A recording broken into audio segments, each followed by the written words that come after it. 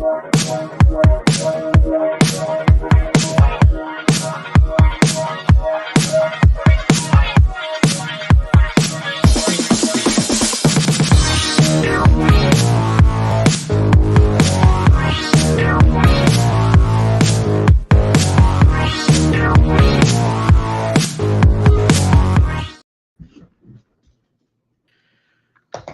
to the stretch run. Oldy and Chris here to start off. Justin should be joining us as soon as he's able to get back from basketball practice. Not his own, his kids. But, you know, we have a big day. We have both the Gotham, which looks to be pretty wide open, and sloppy, very sloppy. And the Fountain of Youth, which I think we'd all like to find, but with the scratches, maybe a little chalky. Looks like it, Oldy. How are you? How was your week? My week was great. Yo, Bluegrass Dan, good to see you. Good to see everybody. Wiz, Jeff, Scott, great to see everybody. You know, my week wasn't bad. It's just, you know, we're in full rah-rah, sis-boom-bah cheerleading mode right now. So We're literally doing the show in between. My daughter performed at 1:40, about 1:35, and Central Time, and then we have another. She has a different team that performs at 6:45 tonight. So we're just shoehorning this in here. Well, that'll work. Chuck, Scott, Greg, Jeff out there in Soggy, California, welcome. Hope you guys are doing well. Yes, it's EE Cheer. There's no algorithms for it though. And buy some of the popcorn. I mean, yes, please buy the popcorn. You're like way down on the list, man. Yeah, last year we won. Yeah. Because of all the horse racing people were nice enough to pitch in. So I'm hoping again, and you'll find that on I'm going to retweet it right now. You'll find that on my Twitter. It's also in the chat. But, you know, it goes to a good cause. It helps my daughter, and as well as some of the less fortunate kids who have trouble paying for things like cheerleading worlds and the travel competitions, you know, offset their costs. So appreciate it, everybody, if you can help out. And that's it. That's my ad for now. You know, I also thought today was pretty exciting day with our first full day with the GSR increase arrows on there. I like it. I like it a lot. Yeah. And I showed this as a great example of it yesterday. But here, so.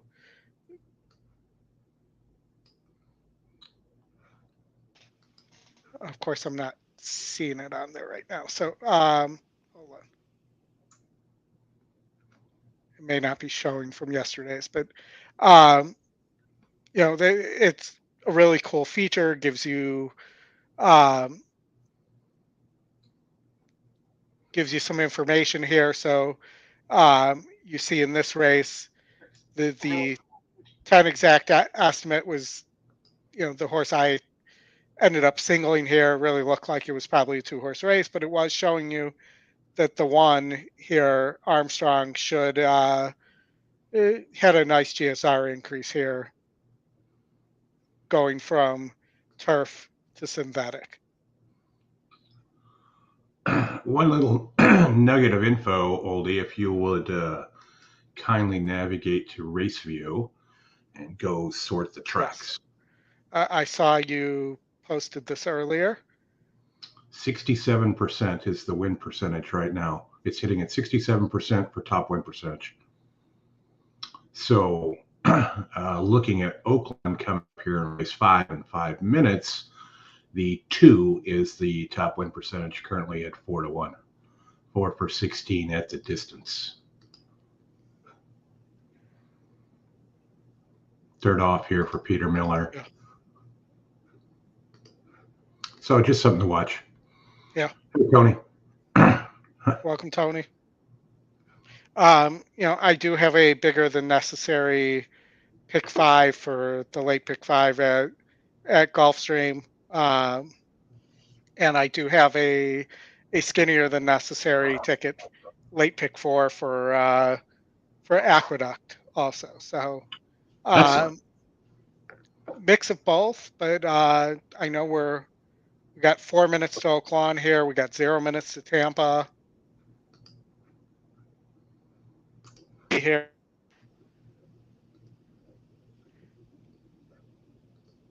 Did I lose you? at Tampa, we have a. You still here?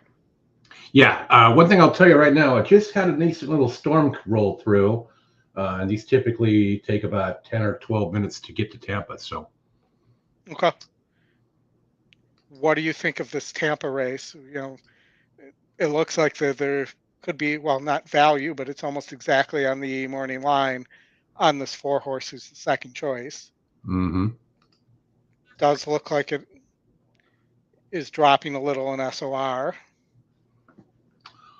I did not look at Tampa at all today. Okay.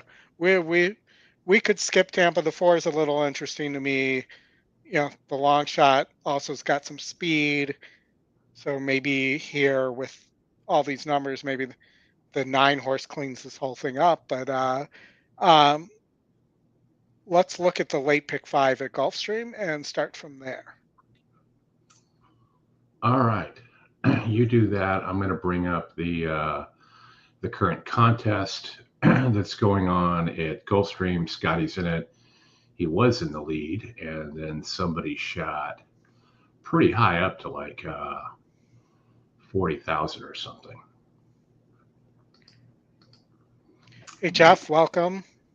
All right, so race 10, leg 1 at Gulfstream. So I'm on the E top pick to 10. I thought this was a near single here. You know, just missed last time in a grade 3. Is a grade 3 winner at the distance. I also thought the 5 was a little interesting on the front end. Second win percentage, has beaten 68s, first time really going longer. And then the long shot, the 6, potentially to clean this whole thing up. You know, has gone longer, didn't get there last time, but was interesting at a price. I did not like the 7 Cairo Concert, the second choice. I'm long on record as to not understanding why this horse always gets overbet. You know, there's a 13-point GSR drop, adding the distance. You know, that this horse just always seems to find a way to come up short. So I am not using that horse here and assuming it will come up short again. Yeah, I like the 2 a little bit here, Oldie, as well, and I do like the 6 that you mentioned. And yes, since the chat can get rowdy, so it's always good. Jeffrey, nice to see you. And then I am all in the. I wasn't until the scratches, but I'm all here. I really don't think the 8 has a chance, but the win percentage does. So I had to stick with that one. I thought the 6 was pretty interesting here at a price. You know, the 5, the 4, they're similar in pace number. So, you know, I was looking at that as that they could possibly go a little too fast here, or they may not like the distance. And then this 3, you know, I prefer the 6 to the 3 here, but if I was going to leave one off, I wasn't going to leave that one. So that's how I ended up there. Race 12, I thought this 1 horse was really interesting at 15-1. 3 or 6 at the distance. Beat 68s last time out. So last time on turf. A couple questions in the chat. Go back to race 10 real quick. Race 10.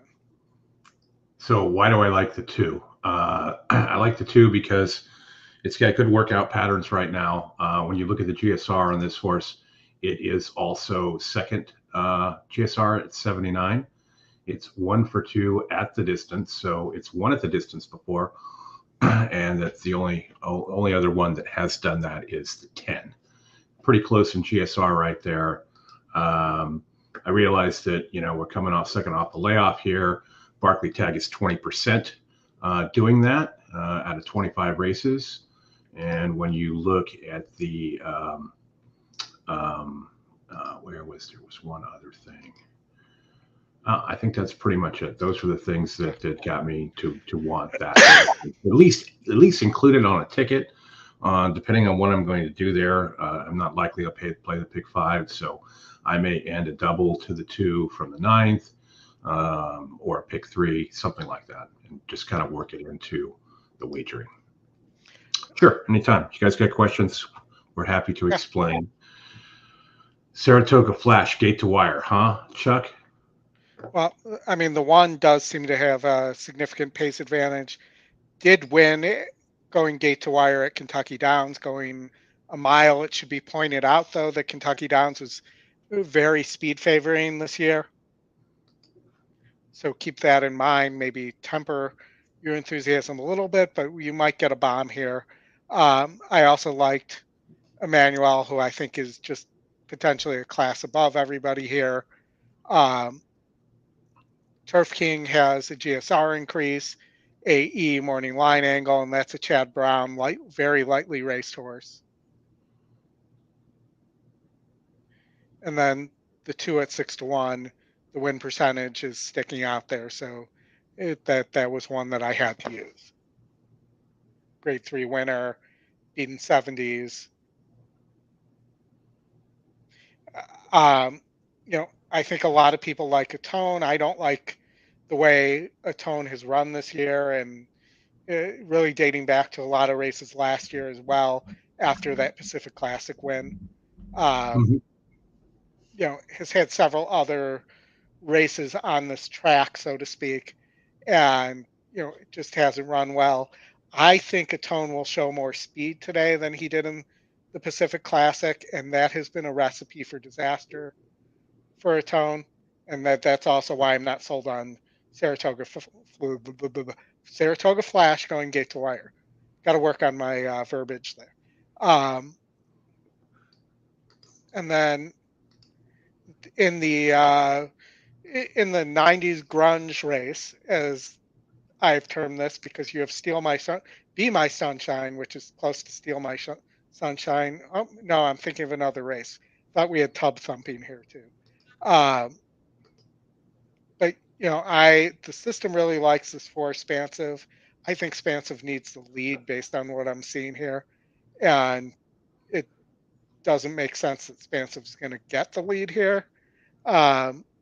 You look at this grade 2 and that race there really didn't show the ability to relax and rate. I thought the 7 was interesting on the lead. And then the 5 showed he could rate a little bit. The 3 as well, just missed in a grade 3. So interesting race. I also like to bomb here. This 8 horse is 20-1, but did win a grade 3 at Woodbine, coming off the layoff, gets the Euro rider. This horse to me is very interesting, and I would toss that Music City at Kentucky Downs because, again, speed favoring, and this was a horse that needed to rate.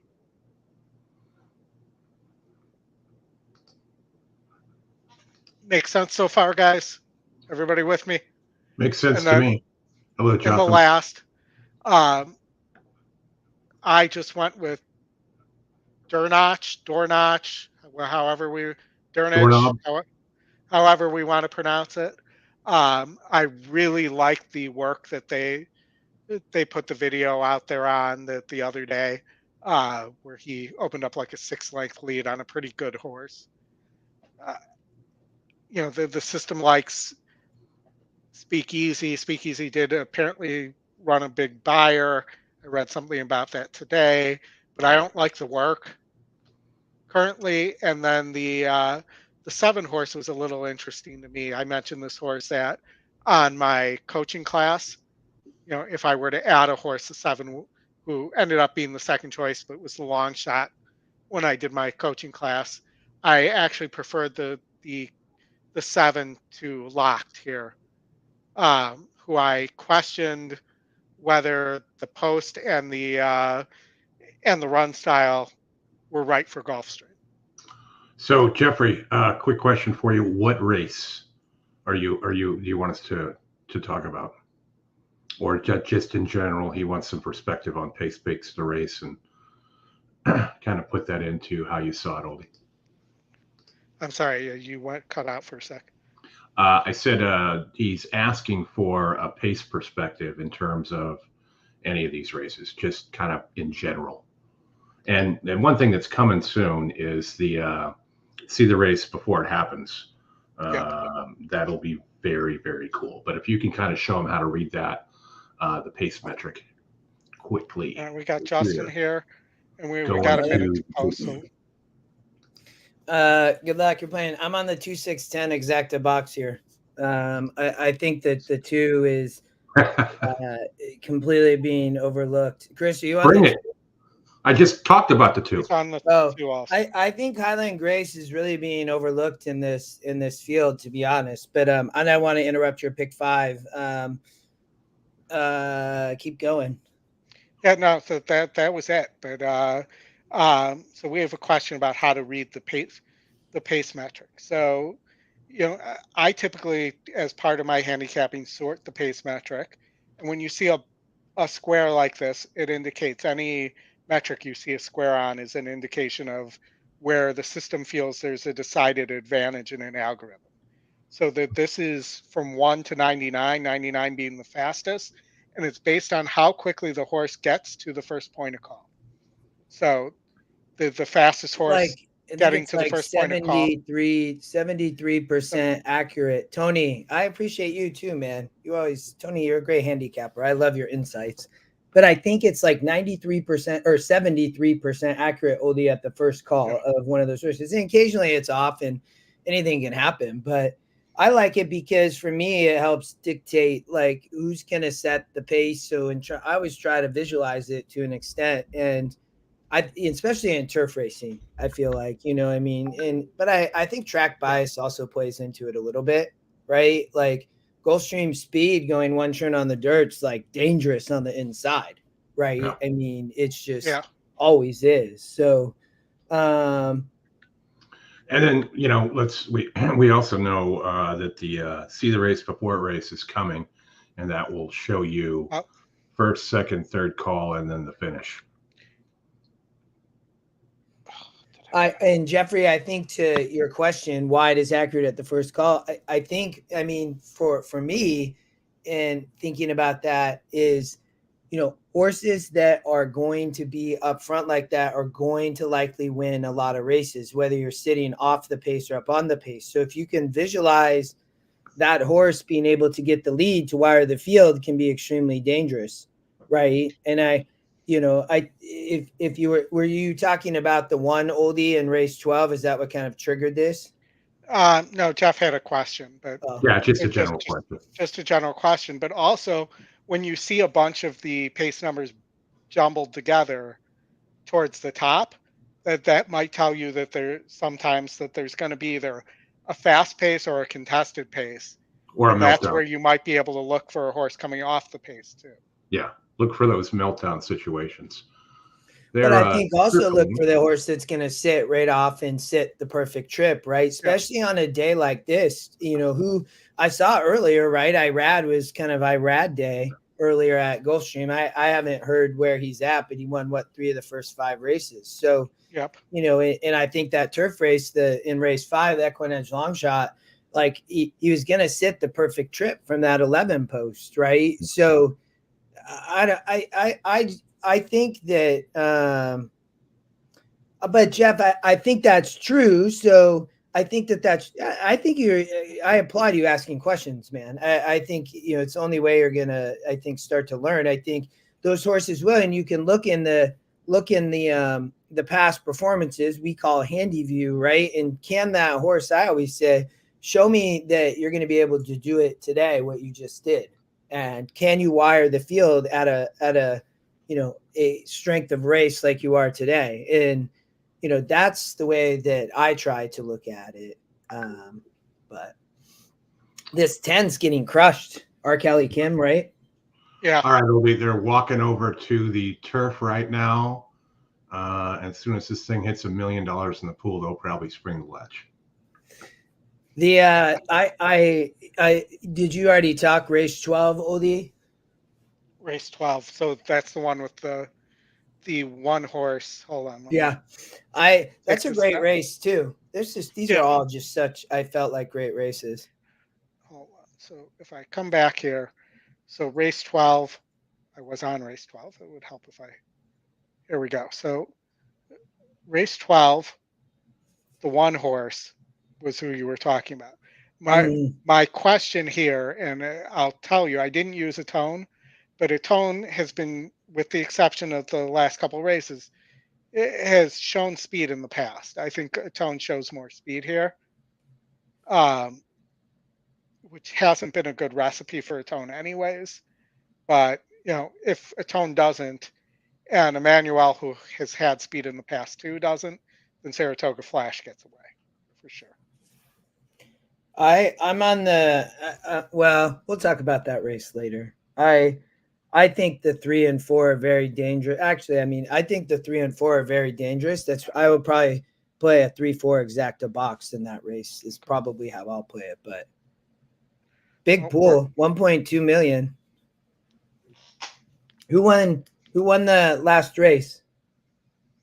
Not so. Just FYI, scratched late. Yeah, I saw that. And then the 1 to 5 favorite. The horses are at the gate. And the horse, the 4 horse who went gate to wire at 9 to 1. Turf pick 3. Oh man, yeah. So good start. 38 running of the very one shot. Yep. Big pace. Yeah, going on the dirt, man. Yeah, that's awesome. Wow.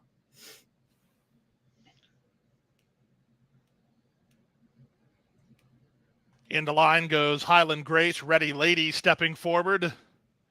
Now Miss Yearwood. Angel Nadashiko. On paper, the black and white colors of R. Kelly Kim will take the outside gate. R. Kelly Kim, the current public pick under Tyler Gaffleon. The races aren't run on paper. What'd you say?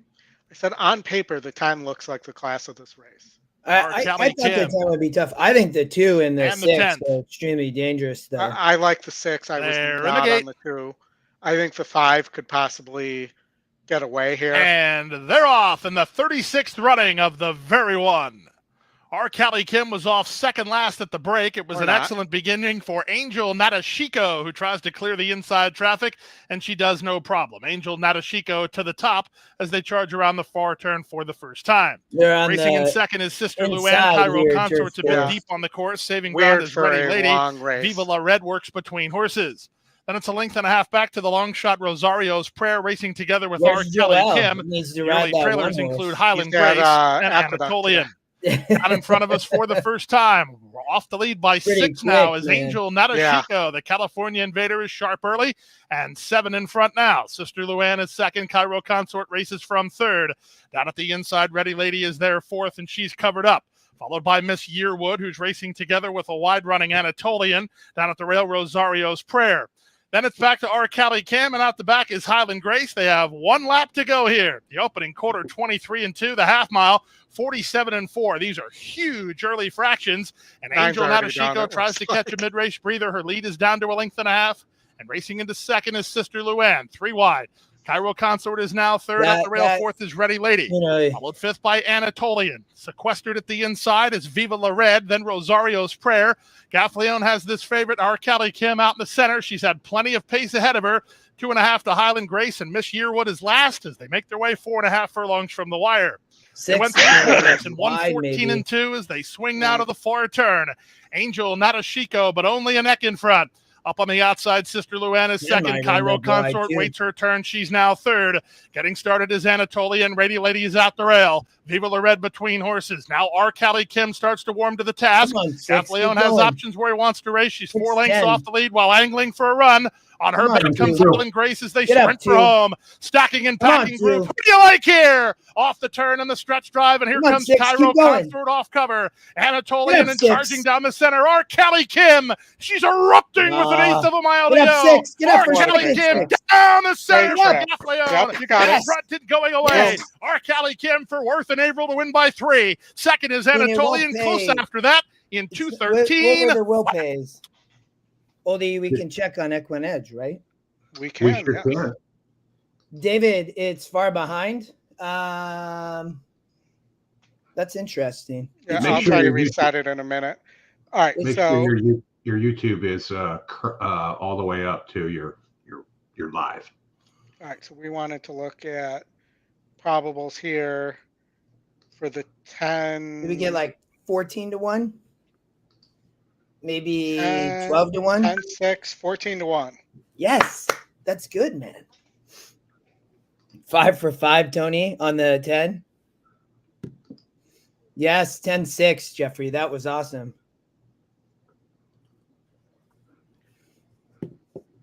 That's great. Good job, And they're Liz. going in the gate at Aqueduct. I thought the 6 was pretty solid here.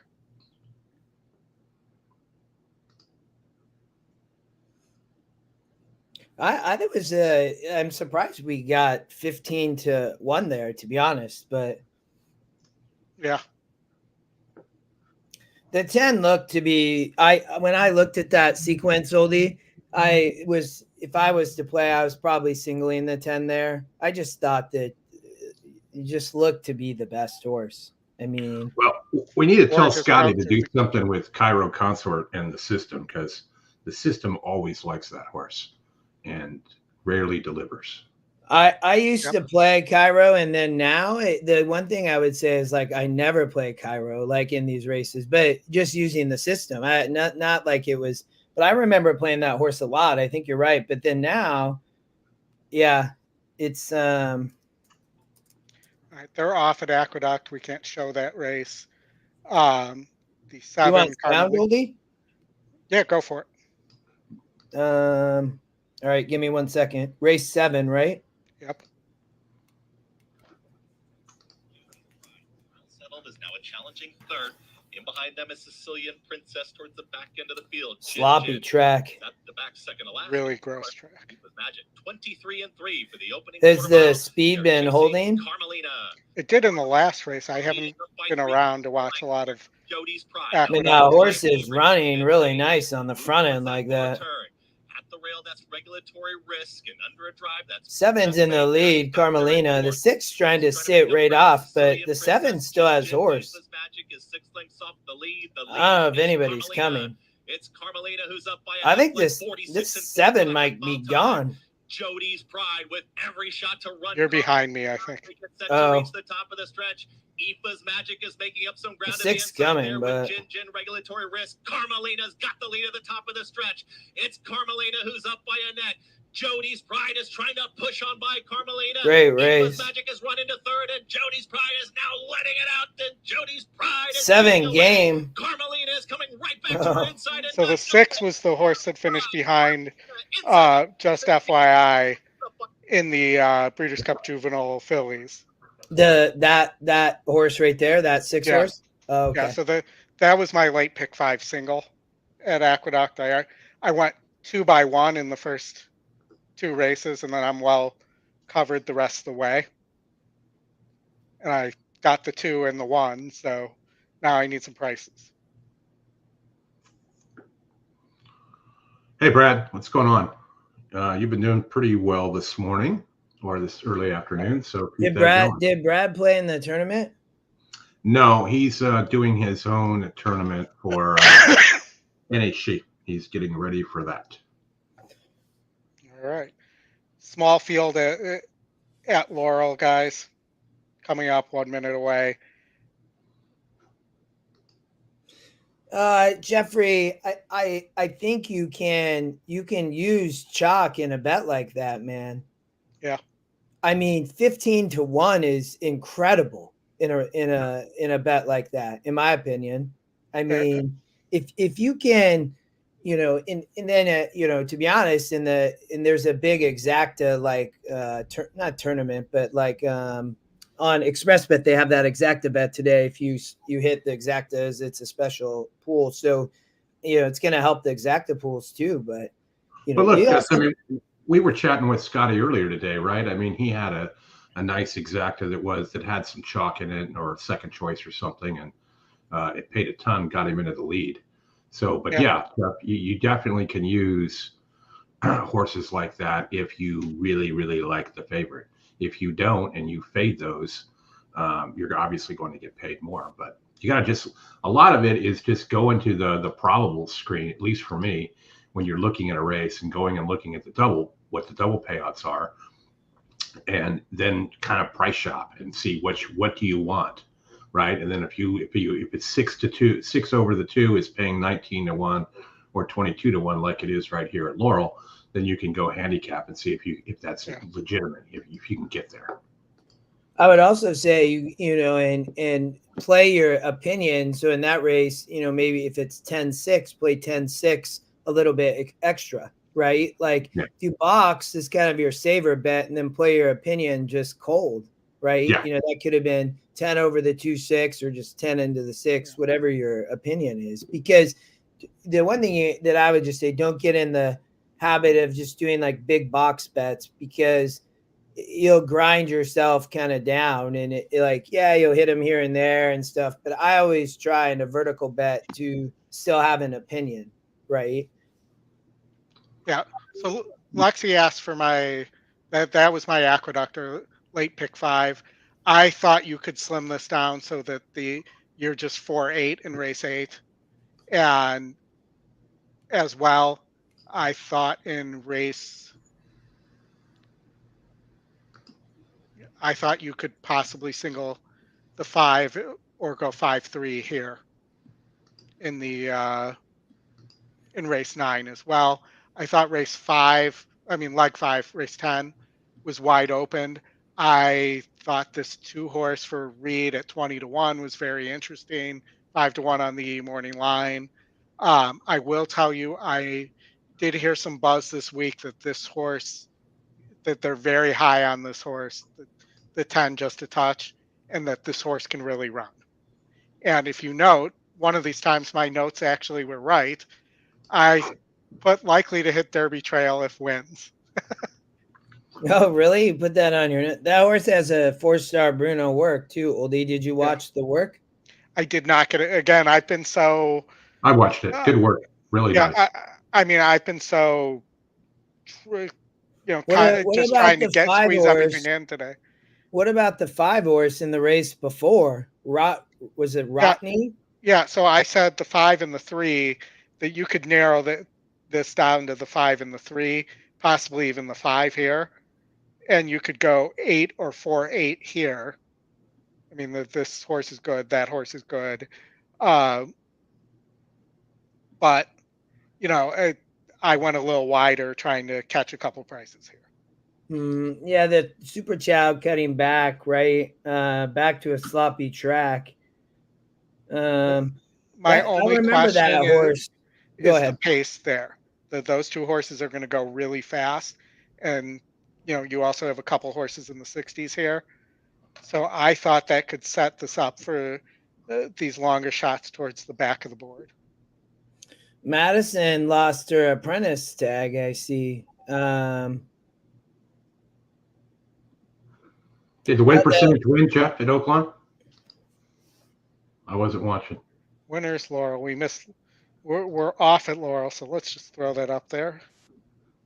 A fire away from Southern District, who's giving all under a drive on the inside. Sorry, the 8 might. Bobby G swings way outside. Might be gone. Of the 360s. Midnight Cat is at the rail. Past the furlong marker, where Fun Lovin' Criminal opens up. Fun Lovin' Criminal headed to the line. Half lengths of Southern District. At the center of the track is Bobby G now picking up. I think Brad's comments is also really appropriate when you have a triple. a short Southern price horse second like that run, 10 at 2/3. Gulfstream, single there, press it in a cheap pick 3 or daily double too. Yeah, I just think that player opinion is my biggest thing. Yeah. Yeah, And, you I can was say- talking about that on my class too, especially at some place like Turfway. If you look for where you have a strong opinion and you play your opinion there, and you don't play the other segments. You play where you have a strong opinion, or you'll get killed there. Yeah, I mean, it's easy to take a $2 or $3 base, and if you like, you single the favorite in one of those legs and go 2 by 2 on the other side. That's a $12 ticket or $6 ticket, and you don't have to play it at the 50-cent base. The more you play it for, the more you get. Yeah. Jeff Oldie has a class on Thursday nights. Mine is Wednesday night or Friday night at 8:00. And Justin, when is yours? Scotty does Thursday during the day at 1 p.m. Eastern on Thursday, and then I'm Wednesday. I do Wednesday. Yeah, if you go to guys, EquinEdge.com and you go and look at the free coaching class, it'll give you a schedule. Yeah, there you go. Yeah. You So can sign up. Wednesday, Thursday, we have 2 classes. I do the 7:00 or 8:00 Eastern, and then Wednesday is Justin at noon or 1 Eastern, and then Chris has 8:00 on Friday. Friday night one is usually where all the winners come from. So just Hey, we had to pick 4 in my class last week. Yeah, that was cool. It was like a $50 ticket. It only paid, I think, like $125, but you can't complain about that. And it could have paid a little bit more. I mean, it was close. And Jeff, you can sign up for as many classes as you would like. I have a group of what I would call regulars that come on Thursday nights, and depending on who's in the class, we have a great. It's more than just a class; it's an open discussion, and you can feel, unlike this where we're talking, and the only way for us to interact is through a chat. You're actually able to talk back to us and ask direct questions, and we can go through and go more in depth with you. Yeah, it's done via Zoom, so it makes it pretty easy if you're familiar with that. Pretty simple to do. Like Oldie said, sign up as many times as you want. We also tend to drink a little bit on the Friday night one. Of course you do. Yeah, I do not on Thursday nights. I will. I definitely do not at 1 p.m. Eastern on a Wednesday. Oak Lawn coming up. We got Golden Gate Race 1 if we want to show that. I'll tell you what pisses me off the most about the Friday night ones is that I usually have, we get Turfway now, we got Penn, we got Charlestown, sometimes we get Delta, and they all run at the same time. Like, it is so annoying. If they'd have just staggered every 5 to 8 minutes, we could go through the hour and have a bunch of good stuff in there. So you and all your thick Delta buddies. Are you going to Oak Lawn? We can go to Oak Lawn or we can go to Golden Gate. We actually have a pretty big field at Golden Gate, but a heavy favorite. What is it? Let's go to Golden Gate. 6 horses, Oldie? Big field? Golden Gate. I mean, I'm shocked it's not 3 horses. So. Oh, it's 6. Yeah, right. That is a big field. Yeah. You do have some speed here. This 2-horse does appear to need the lead. Yes, Jeff is right.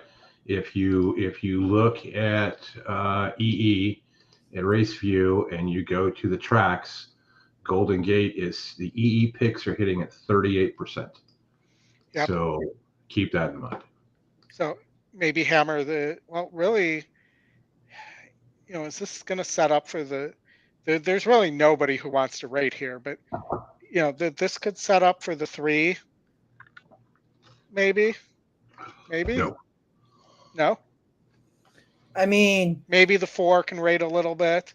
The two Tiggins, there's such a big drop. The one has showed speed, but is stopping. So, but the 2 hasn't shown the ability when he doesn't get the lead to get home. Yeah, and just right. Anything at 30% with a price, bang them. That's also good advice for Vegas. All right. So looking at Golden Gate, how about a 3-4 exacta box here? I'm going to Play bet the against the two, favorite. 2 and the 4 cold.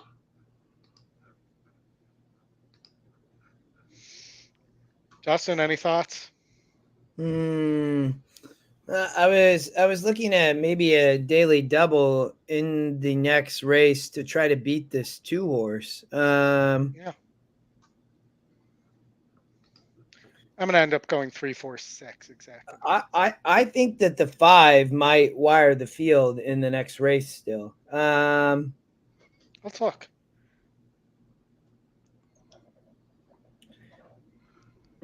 This horse is stepping up, but it is the speed of the race. The 2, I mean, 1 first out in a 40, and then I'm just wondering if this horse is going to be able to pass the 5. I'd probably play a daily double into the 5 from. I'm trying to see if I can get the. I'm on the wrong race. That's why it's not working. Well, the 5, I'll also tell you in race 1. I mean, this horse has hit the board and run second and third more than the other guys that are in this race. So everybody has a second. Well, and if you like the 2-horse here, a 2-5 double is paying 12-1, or I'm sorry, that's the $2 base, so it's paying 6-1, which isn't bad. Yeah, it's down to 4.5-1 now. That's going to happen. I mean, Golden Gate is. It's a small amount of money. So it's not any amount of money. What was the 1-5 paying? The 1-5 was paying. Hold on. 1-5 probables. Jeff, if that's the case, the Friday night class is the one. 1-5 is paying 90-1. I'm sorry, 45-1. What? That's good value with the 2 too. Look at the pools. Look at the pools, Oldie, for race 1. Do I want to? $30,000. It's not bad. Pick 5 is not bad. At I'd rather play those. We've seen some smaller pools at Laurel than this. Yes, yeah. I'd rather play these than Laurel, man. And I like playing I like playing Tapeta track. Well, you should. I hate Tapeta, but you should at Laurel. It should say waiting pool, not pools. It's a small waiting pool. They're loading, Oldie. Go. I'd play loading at Golden Gate. No, they're That's not. what he says. Oh, close. Unless I'm not showing it's loading. Unless we're behind. So let me just remove and see if we can reload all this. I have them going into the gate right now on my end. It's going to be a tight group in here. Tumbarumba probably the starting gate for the Tumbarumba. There we go. He's top thumping. We had our first audio snafu, so that's good. Got that out of the way. 5.5 furlongs. Well, that's going to happen when you reload all the streams like that. Favorite at 4 to 5. It automatically turns the audio on all of them.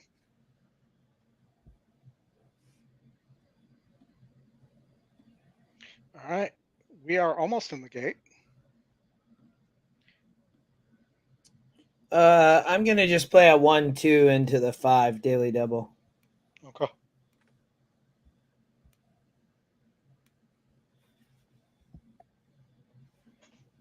I'll be curious. The 5 though, I think you might get. We'll have to come back there in race 2 and watch that. You might get a good price against the favorite. Well, I expect the pools to be a little larger today at Golden Gate because of no San Anita. Yeah. Mm-hmm.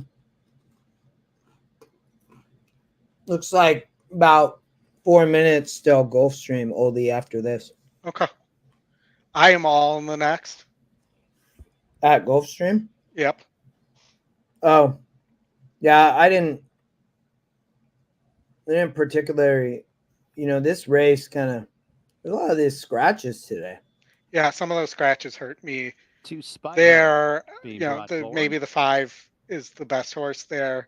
The system I really likes really the 8, like, and I didn't like the 3 or 4. I wasn't really a fan of either of those other horses. I did think the 6 or 8 could upset, but the 5, I do think the 5, I agree with you, could be tough. He's in it to win it, and Drumadoon.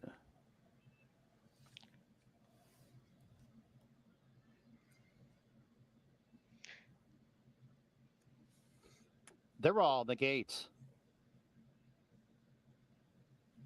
It's so tough to break well out of that one hole at Golden Gate, though, too. Despite her, jets out for the front end. Have a Cash ready, the gray outside in second. 40G from last up into third. Drumadoon 3 wide. Good focus in between horses. That middle cluster about 3 lengths off the lead and a gap of 3 lengths to He's in it to win it, who's at the tail of the field. To Spite Her has the lead as they go on to the far turn. Has the lead by a half length. Have a Cash ready, pressing outside in second. Good focused.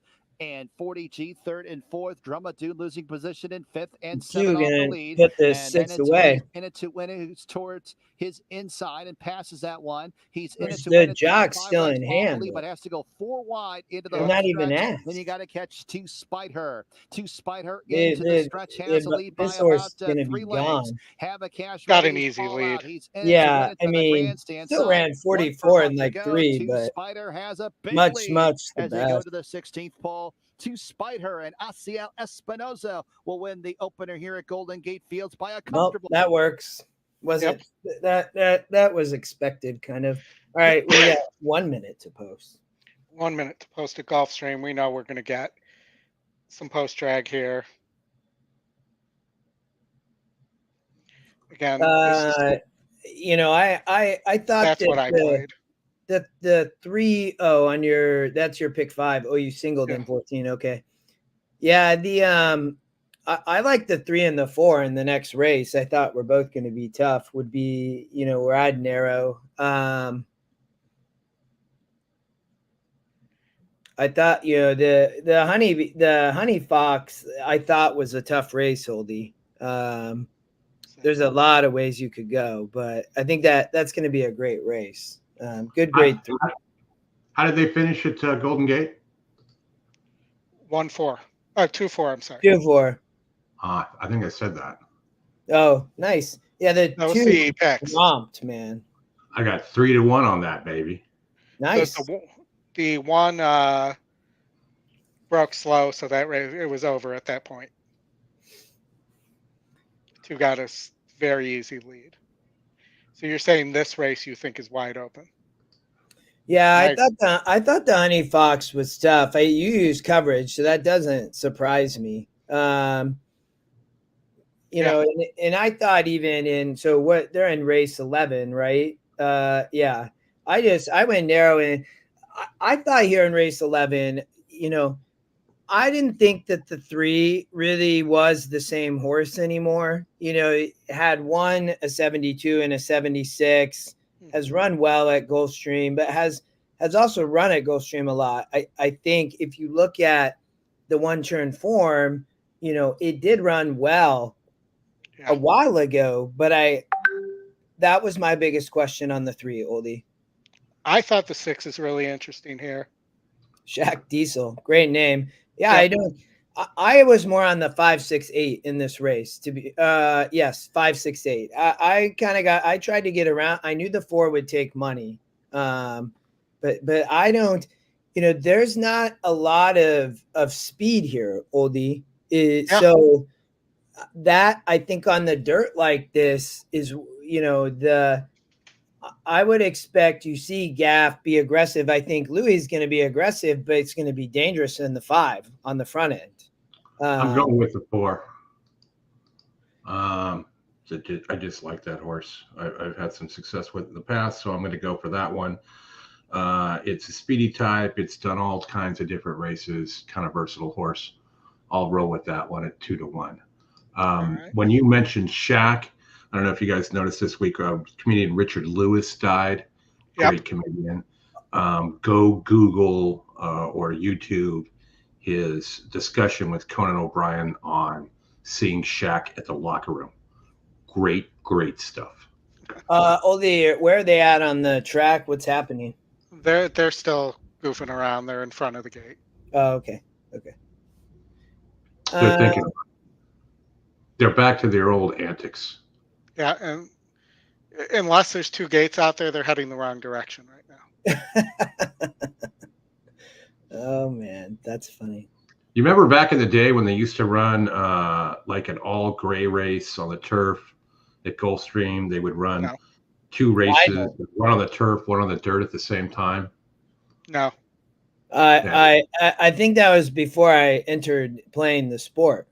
I think that was before I was born. No, it's not that long ago. They used to do that.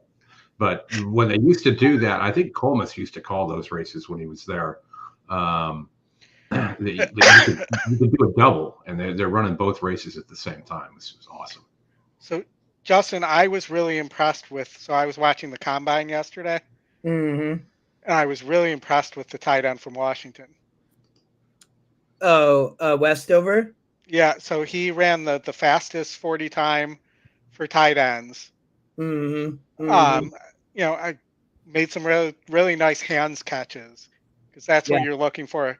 The combine is for the ball not to get into people's bodies and stuff like that. And ran some really nice routes, I thought, yesterday too. So, it seemed really impressive. That they say he's not going to be a day 1 or 2 pick, so could be a steal there. I mean, he's about as quick as Darren Waller based on the 40 time. Yeah, well, Darren Waller only plays 20% of the season, so there's that. Yeah, but I'm just giving a comparison. Ran a 4.47 yesterday at 250 plus pounds. Oldie, do you have the leaderboard for the Express Bet contest? I do not. Okay, no. let me drop that to you. So I have it up. Scotty was in. He's still in 3rd place, I think. There's a big gap between first and second and third. Yeah, he's got 46,000, but some people will start going. Jack I'm Diesel playing to move up. On the outside, Gilmore will complete the line. All right, Oldie, there's the leaderboard. After this, maybe pop it up there. I haven't dropped any picks lately. They're racing in the 80th running of the Gulfstream Park Mile. Not an optimum beginning for Shaq Diesel at the back. Good start in the middle for Tumba Rumba, who heads off to the early advantage. Castellano riding Il Miraculo for early speed. He's riding him awfully hard. The pace is on early as Gilmore makes it a party. They've gone 4 ahead of Shaq Diesel and Steel Sunshine last of all, but Paco's got a smile on his face as they're rolling early. They complete the opening quarter with Tumba Rumba and Il Miraculo doing battle in 23-3. Out the center, Gilmore is now 3rd, 2.5 back to Shaq Diesel, who's waiting in the wings 4th, and he's 2 better than Steel Sunshine, who's waited with at the back of the field. They go to the half-mile point. On the inside, it's Il Miraculo. To the outside, it's Tumba Rumba. Their heads apart. Gilmore tries to cling to them. A bit closer at the inside, Steel Sunshine. He's up into 4th now, and the trailer is Shaq Diesel. They went the half-mile in 45-4. They have big-time second quarter here. On the outside, Tumba Rumba. Toward the inside, it's Il Miraculo. Shaq Diesel begins to move forward for Bravo. Gilmore's the first to give way, and Steel Sunshine trying to thread the needle inside. Paco thinks better of it and tries to work to the outside. Shaq Diesel tries to pin him in. Yeah. They complete 3 quarters, and they race for home. 3 quarters, 110 flat. The leader is Tumba Rumba. Il Miraculo back for a little bit more with the inside spot. Over the top, Steel Sunshine has had pace ahead of him. Now he's got a kick. There's an 1/8 of a mile to go. Steel Sunshine closing good ground on the outside. Tumba Rumba's a tough foe, and he's trying to cling to him. Steel Sunshine, Tumba Rumba, these 2 to the wire. Photo finish! How game is Tumba Rumba? Wow. He comes right back at Steel Sunshine and makes this very close. Il Miraculo is 3rd in the Gulfstream Mile. That was some serious top thumping there, Chris. Yeah, the 3, sorry, Jeff. The 3, I think the 3 got the bob there. What? No, don't say that. I only used I didn't use. We'll see in a second here. Yeah, I'm pretty sure the 3 got it. No. I'm sorry. No way. 3. I think the 5 came back. 3, Watch this. 3. Bob. 3. The 3 got the best Bob by far. Yeah, I told you. 3. The 5 was gonna win, but wait, Oldie, go back. Or Chris, go back. He wants to see the tight version. 3, 5, 3, 5, 3, three. 5. Yeah. Oh, Oh. come on, 5. That's No, don't show the 3. Don't leave this here. Don't show the. I think the 5 got that. Come on, now show Camera the guy 5. does this Show the every 5. day. Yeah. I don't trust the cameraman here. That Yeah, looks like the 5. this could be. Well, They could be just messing with you on purpose here, Justin. The 4 up there. No. There you go. You know what would have been great there? there? Up there, I knew I was dead because it just that move never really works, right? We've seen that before.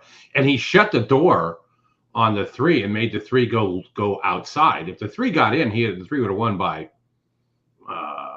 2 maybe. Oh, Michael Ivorone. I wonder what he's wearing today. That's always a good interesting photo. He back to always has an outfit on, huh? Back to the big A, I guess. He is totally WWE. I mean, with his outfits. Getting value on the 4 here, I think at Aqueduct at 7-2. Are you going to Laurel or Aqueduct? Aqueduct. If we could bring Did it already go? Looks like they just went. Yeah. I can't. Of course, the 7's on the lead. I don't play a lot of Naira anymore anyway, but especially in the mud.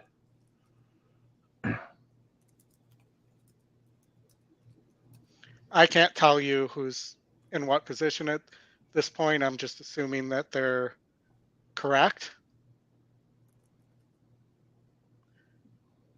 Right now, the favorite looks like he's beat with the 6, 1 or 7.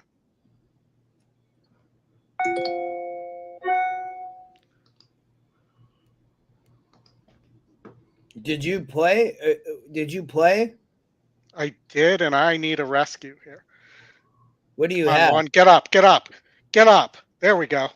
Yeah, go. Boom. The one got up 9-2. That was my least favorite horse among the ones I used. Nice. You used the least favorite horse. That's I'm not saying I hated the horse. I'm saying it was my least favorite of the ones I used. All right. Well, we got a few minutes. Why don't we go to Tampa because they've got a turf race and they've got 10 horses in it. So that's always kind of fun. That's an entire week's worth of racing at our friends at Golden Gate. Yeah, that's exactly. Come on. Tampa race 9. Race 9, Tampa Bay Downs. Trying to get it to come up here. This is the last race of the day. I'll be down there about 45 minutes after we wrap up. Are you going to play poker? I am. He's going to school some poker players there. We're going to give that a shot. There's an unannounced cash game tonight, so should be kind of fun. All right. Well, right now E is not loading, so we'll have to wait a couple minutes on that. But maybe let's watch. While that is going on, we can watch Laurel. Only if we have to. Yes, Jeff. Bang the like button. Like, subscribe, log out, and buy my popcorn. And buy Oldie's popcorn. Oldie, I'm going to find your popcorn. I'm going to stick it in the chat.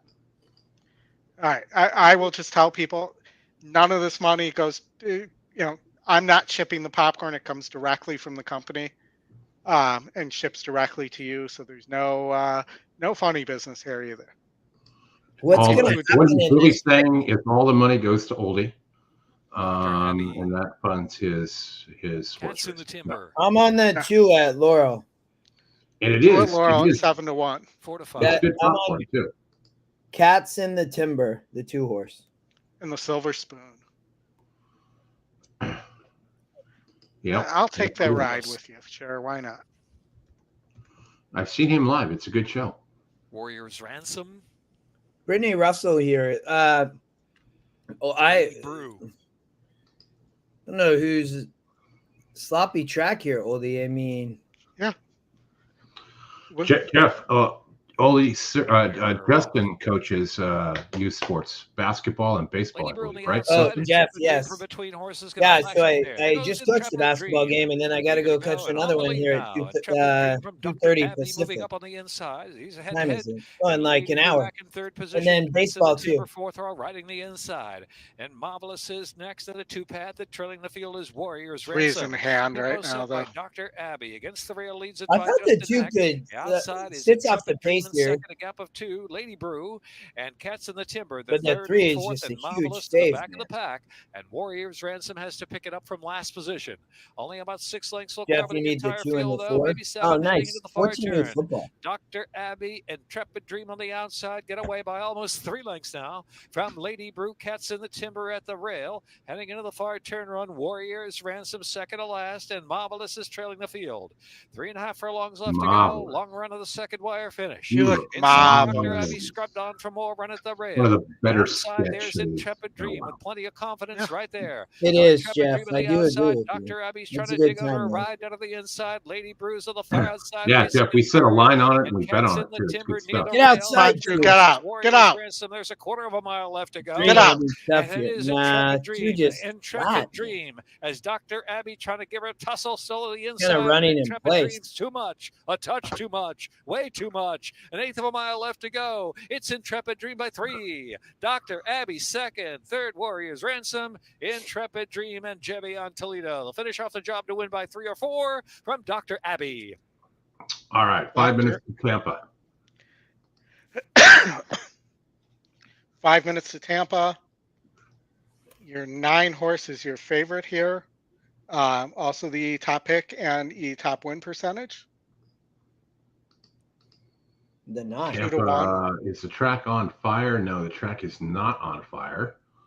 And note, the 3 does not appear from a GSR standpoint to want turf.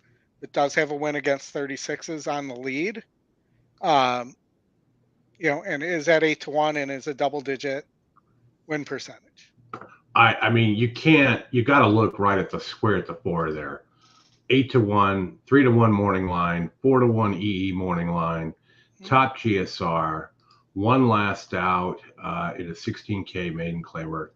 These are fillies that are like lightly raced that I like to bet on because when they win, it seems like the light goes on. Good run here from this one. Got clear, coming from off the pace, which is one thing I like on that turf course as well. It has not been speed favoring all week. When you watch the race, it looks like the turf course looks like Santa Anita, but the inside paths are really pretty worn. So, sitting off and kind of running in the middle there, and then cutting in when the real running goes is a good angle there. Well, let me also add to your handicapping here. Also putting the apprentice up and getting the weight break. Yeah. And Jeff, Santa Anita had a not run today. California has just general guidelines where they don't want them to run in heavy rain. They're getting heavy rain today. All the races would have been off the turf. The turf course dries pretty quickly, so I would imagine they'll be on the turf tomorrow. And Justin and I will be on for the late pick 4 tomorrow, which is 3 graded stakes, 3 on the turf, and 1 on the dirt. The dirt race is the big cap. So should be good. I think, Justin, when are we coming on? 5:15, 5:30 Eastern, something like that? 5. I don't remember. I think we said 5:45, actually. Okay, well, 5:45. 5:45. Yeah, and I will tell you, we also saw for the first time a version of the what's it called? A working version, a running version of the see the race before it happens race sim, which was pretty cool today. But very cool. Still some work to do to get it to where it needs to be, but it was cool to see it actually running and working. So pretty cool. And you see things are new features are starting to flow out all the time now. Oldie, Terry bought some popcorn. Be like Terry. Thanks, Terry. Thank you, Terry. And yeah, Bluegrass Dan, Nice did scratch. I wonder if some of that was with the first announcement yesterday, with them doing a 3-race series now, increasing the purse for the Preakness. If that had anything to do with it, because if you win the Preakness, the new California Crown race, which is one of the Breeders' Cup prep races, and the Pegasus, it's an extra $5 million.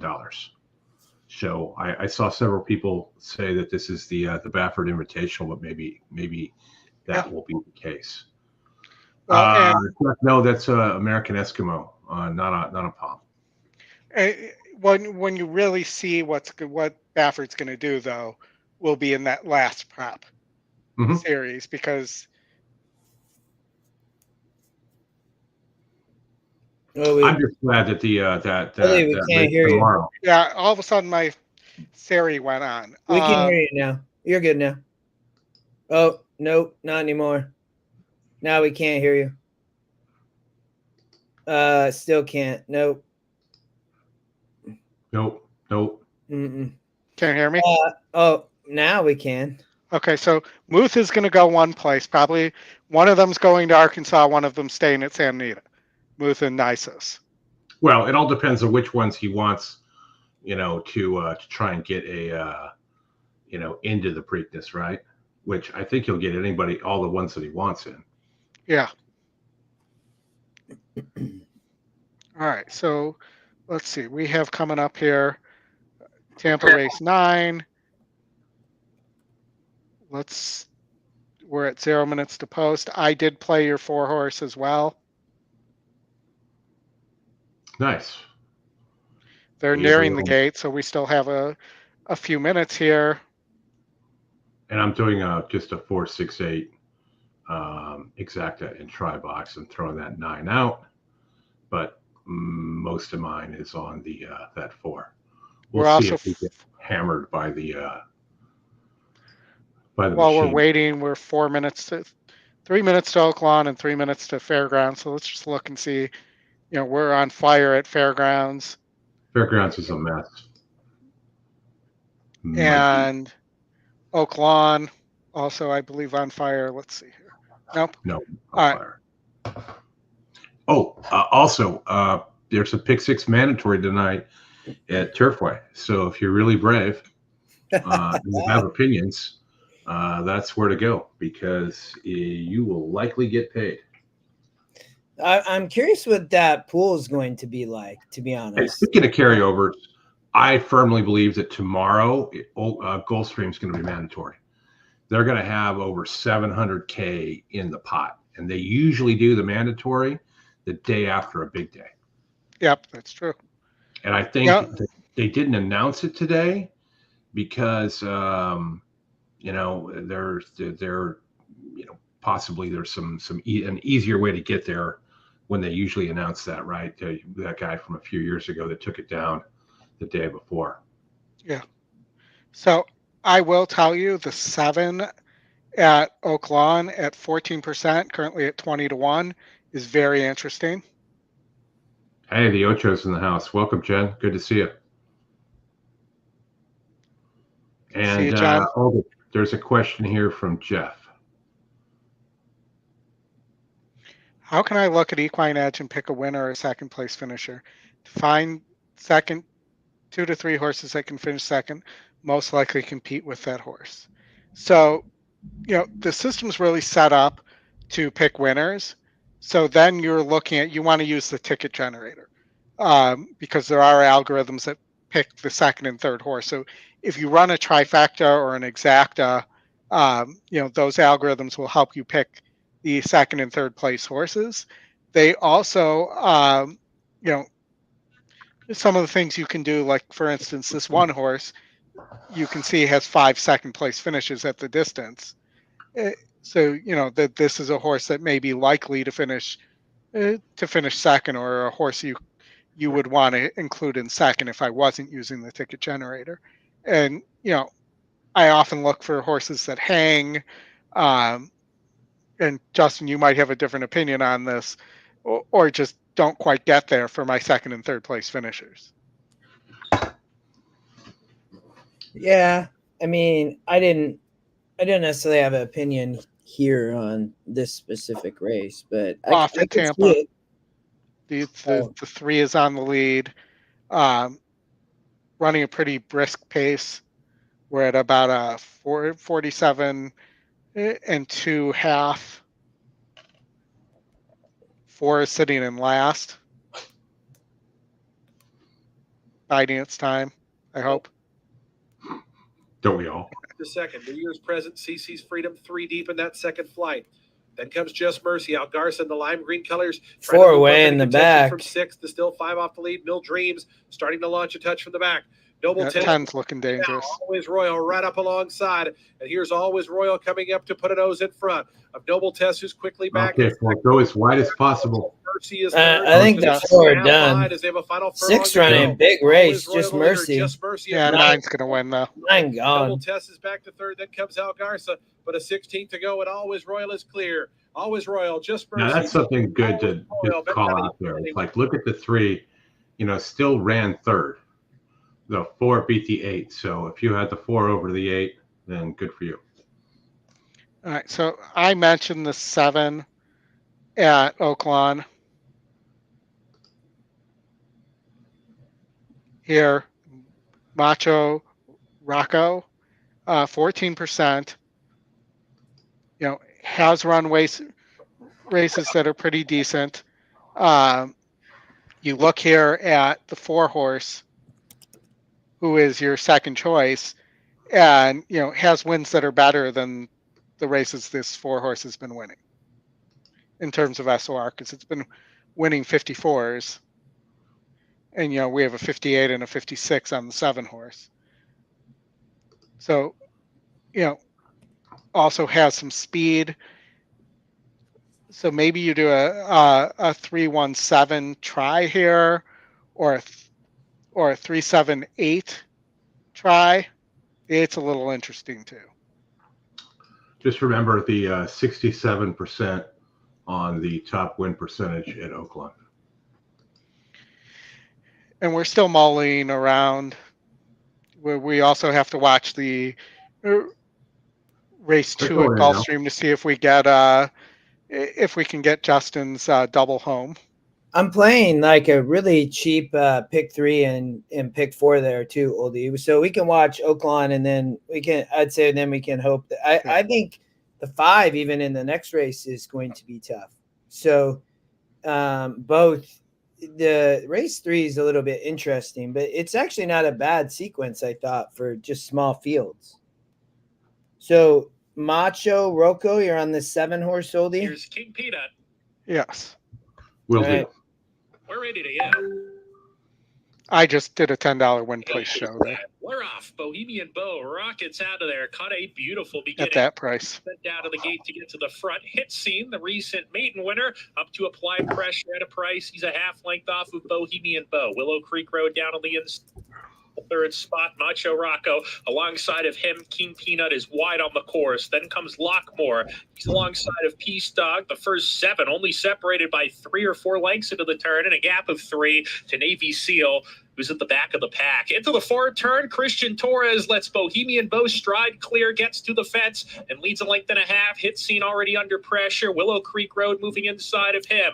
Looks like a no on that 7. 3 path. No, Gray backing up. Sticks his head out to claim 3 second. dangerous Macho here on the Rocco front gives end, way, and so the does Hit Scene. Yeah. Still well behind. 2's going to sneak right up the Bow rail, though. leads them. Lockmore's No, I trying to don't reel think him so, in. man. Willow Creek Road on the 3 inside. gone. Up a back Uh-oh. Buffering. battle, but Bohemian Bow inside the furlong pole has something left, and Bohemian Chalk, Bow skips chalk. away 2 lengths. Yep. 2.5, and Bohemian 2 Bow ran a big race, going to though. the line. He is going to Good up, pick 2. up a stakes win. Bohemian Oh, Bow 2 got up gate for to second. wire. Nice Willow run. Creek Road just got Yeah. up. Oldie, I thought I hear at Golden Gate, I'd play the 5 into the 5 in a double. I think a cheap pick 3. I actually, you know what I'll do, Oldie? Hold on here. So You're gonna share.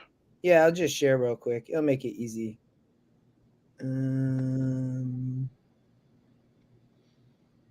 That's my pick 4. 750. Right here. I like the 5-5 double. That it's gonna pay well too if you can beat this 2 horse. And then I think that and if you lose here in the pick 3 or pick 4, you pay pick 3 back. I'm gonna play a cheap pick 3 here a bunch of times. I played the pick 4 for a couple bucks. Like, I don't know. I just thought that maybe, both these horses on the Tapeta like this. You like the 4, Jeff?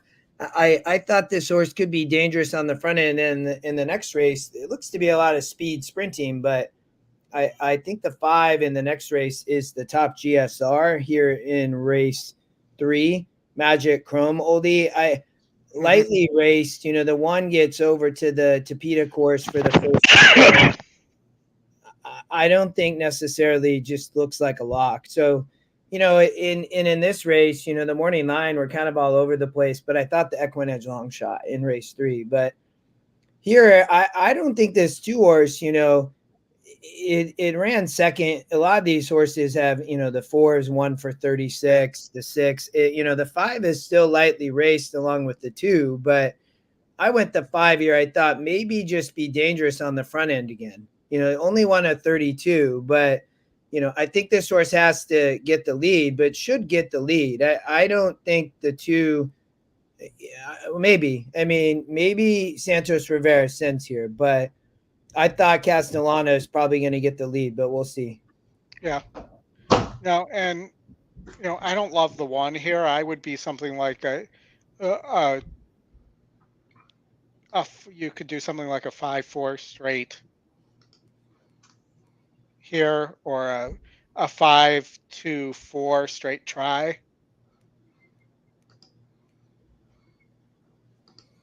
Just looking at this, Go ahead. The 4 has 8 third place finishes in 36 attempts, and you look here. I think the 2. The drop is a pretty nice drop, and it was hanging. So maybe this horse just wins for fun here. But, I see your 5 as well as a possibility. Yeah, you could have the 2 here. I mean, well, the 5, I'm just going to play against. I mean, that was my initial thought, that 5 is taking money along with the 1, but I think the bet though is, even if you miss here, I come back and I already put my bet in for the pick 3 in the next race, They're loading. They are loading. Yeah, go for it. You gotta switch the video on. I know. Okay. Here we go. And we want some audio. Got a field of 5 to go. 1 mile. 6 to 5 on the 2 Church Harbor. 2 to 1 on the 1 Ballroom Prince, and 5 to 2 on the 5 Venom.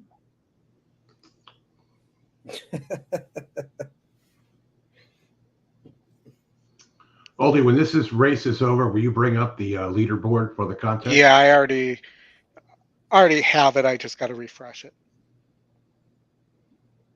Love of the sport. The guy at the top is standing pat for the last few races. Scotty is in 9th or 8th.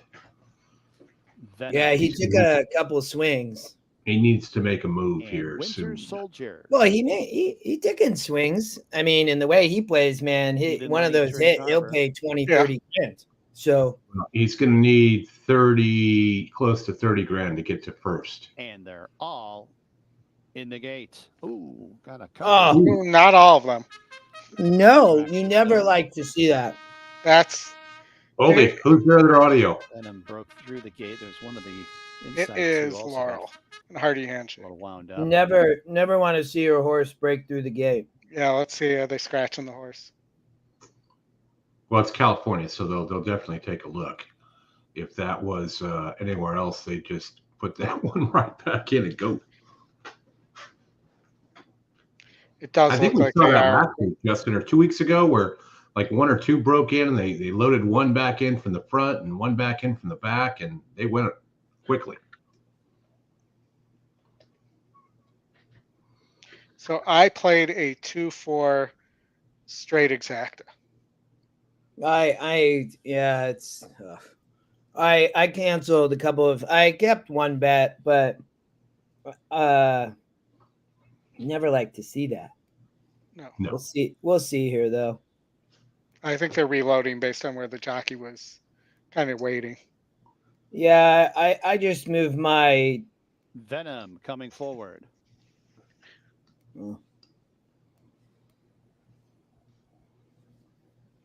And going in, they're all in the game. And they're off. It's Venom and Church Harbor. These are the two quickest out of the starting gate. Love of the Sport in mid-pack in third. And then it's Ballroom Prince towards the inside, second last.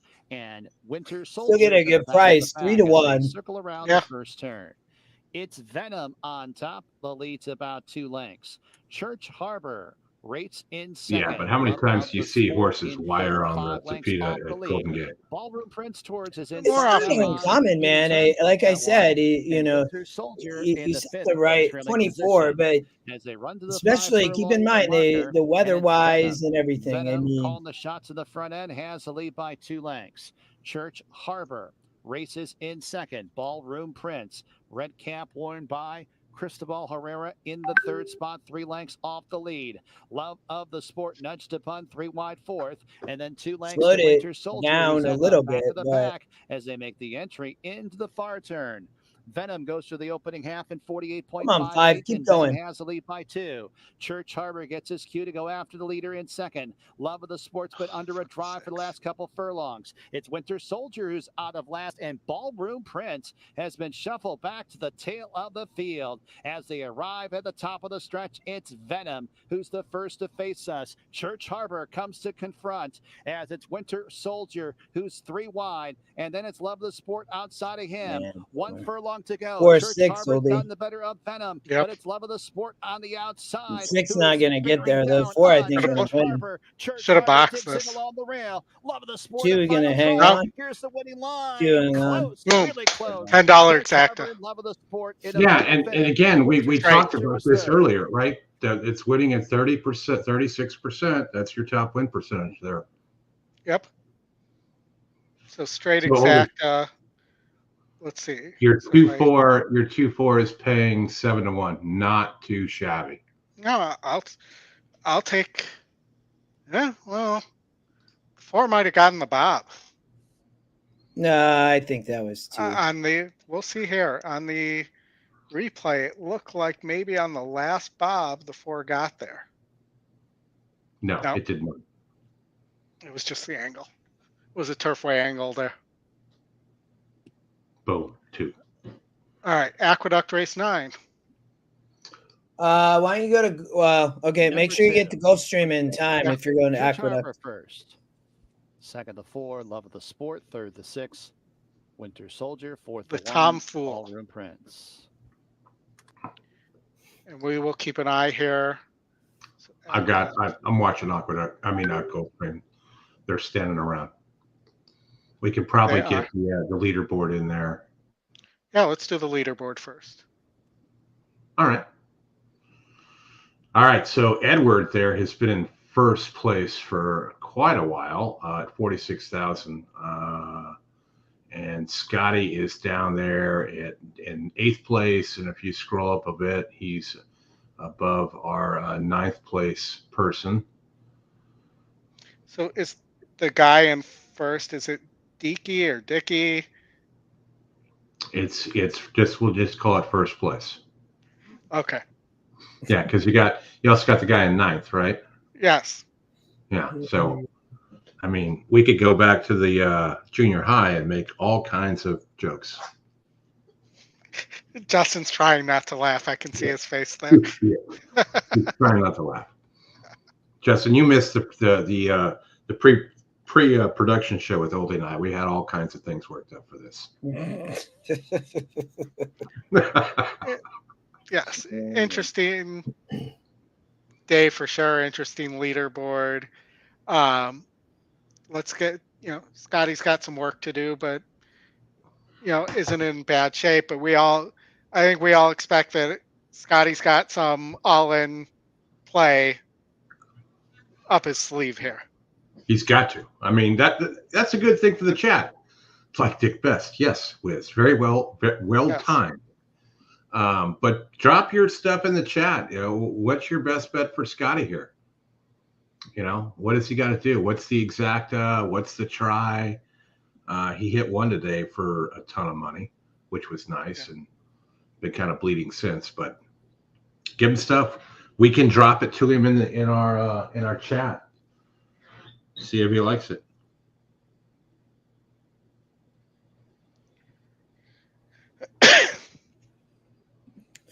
I thought the 7 stage left is very interesting here at Aqueduct.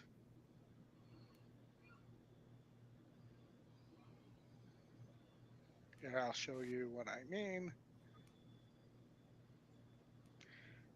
Flow riding for David Jacobson. This horse has been running at this level for a while. You're getting 8-1 there. I also used the 4 here that puts Vasquez aboard. Looking for a couple prices and hoping to beat Rotney and Super Chow. Or Chachow. And I was hoping for some better prices on the 6, the long shot 24 Mamba, which I believe is a Kobe Bryant reference.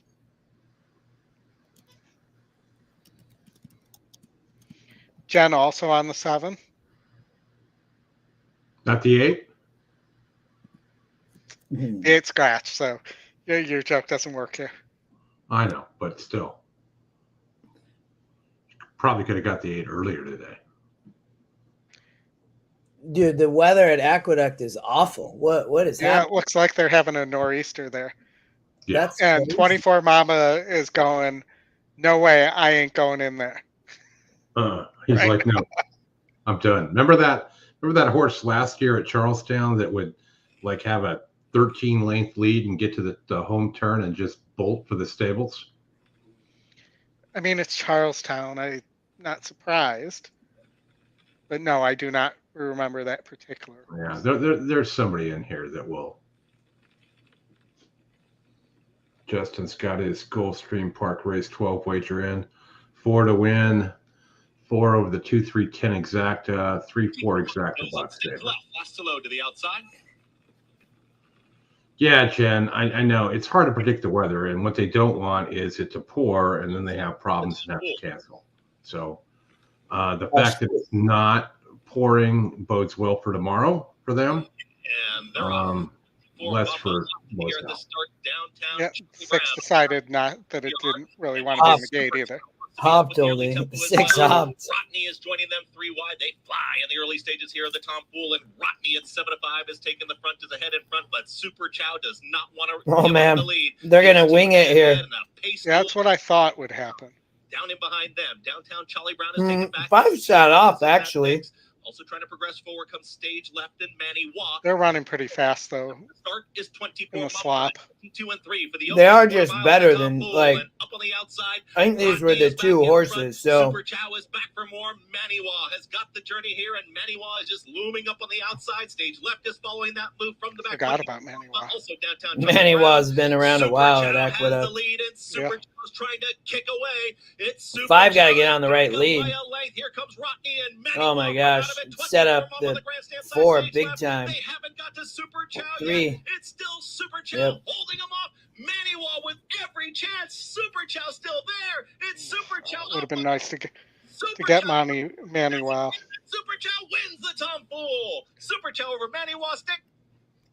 But still beat the favorite there. I'll take that, I guess. You don't have a choice. Yes. You have to take Well, it. I'm still alive, so that counts. Yeah, well, I can see you're moving, so that's good. All right, we're Bobbing getting in and the. I like the 6 here at Tone. I'm going to give a Tone a shot, and I'm going to box Saratoga Tone. Flash and the 6. I'm on Tone Turf here. King the 10. Great price, 9-1. I think you could box this with the 3. I think could be tough here with Irab, but I'm on Turf King, Chad Brown horse. I think that could be that horse's lightly raced. Not the morning line loves this horse. You're getting an amazing price. I will tell you. Just lightly raced, and I think this horse has talent. We'll see. You got the audio one? Yeah, they're about to go. Yeah, From the gate. The Canadian Turf in Florida. Yes, and they're off in the Canadian Turf. To a level beginning. They're across the course early with Emmanuel, one of the first into stride, moving out the rail. Saratoga Flash. I thought the 3 into was the gonna top be flight tough goes here. Napoleonic War. Ice Chocolat 4 wide. Ducking in behind him is Smokin' Tea. Then it's Turf King together with Siege of Boston and a Tone. The early trailer is Eldon's Prince. And the run around the first turn, Saratoga Flash and Edgard Zayas have the lead by a length. Smokin' Tea is in very tight. In between horses, Emmanuel's not happy either, with Napoleonic War forcing the issue 3 wide. Well settled at the rail is Turf King. How many people have been happy with the Napoleonic Black Cat 3 War? wide is Ice Chocolat. Then it's a Tone. He's second last, and the trailer is Eldon's Prince. The opening quarter was 23-4. The leader is Saratoga Flash by a length. Racing into second now, that's Napoleonic War. Down at the rail, it's Smokin' Tea in third. Emmanuel is there fourth. Ice Chocolat is in the clear for Sayas, about 5 lengths behind. Turf King is at the rail. Siege of Boston has no choice but to work between horses, then a Tone and Eldon's Prince. They leave the backstretch and move on to the far turn. They went 47 seconds for the half mile. Saratoga Flash tries to sneak away. He leads by a length and a half over Napoleonic War in second. Irad Ortiz Jr. gives Emmanuel the cue. Smokin' Tea is at the rail. Siege of Boston looking for a way out. So is Turf King as they reach the top of the lane. Emmanuel picking up bold bid to try to go get the leader. Saratoga Flash, Ice Chocolat, and Siege of Boston both closing good ground. They come past the 8th pole. Emmanuel has the lead. Siege of Boston between horses. Ice Chocolat on the outside. Emmanuel almost there. Emmanuel wins another Canadian Turf. Siege of Boston second. Ice Chocolat third in 139 flat. 3 much the best. Great trip. Great trip. Welcome, Curtis. I don't know if we'll get to Turfway Race 4, but we'll try. We can look at it. Turfway Race 4. See, do we have some time? Let me look.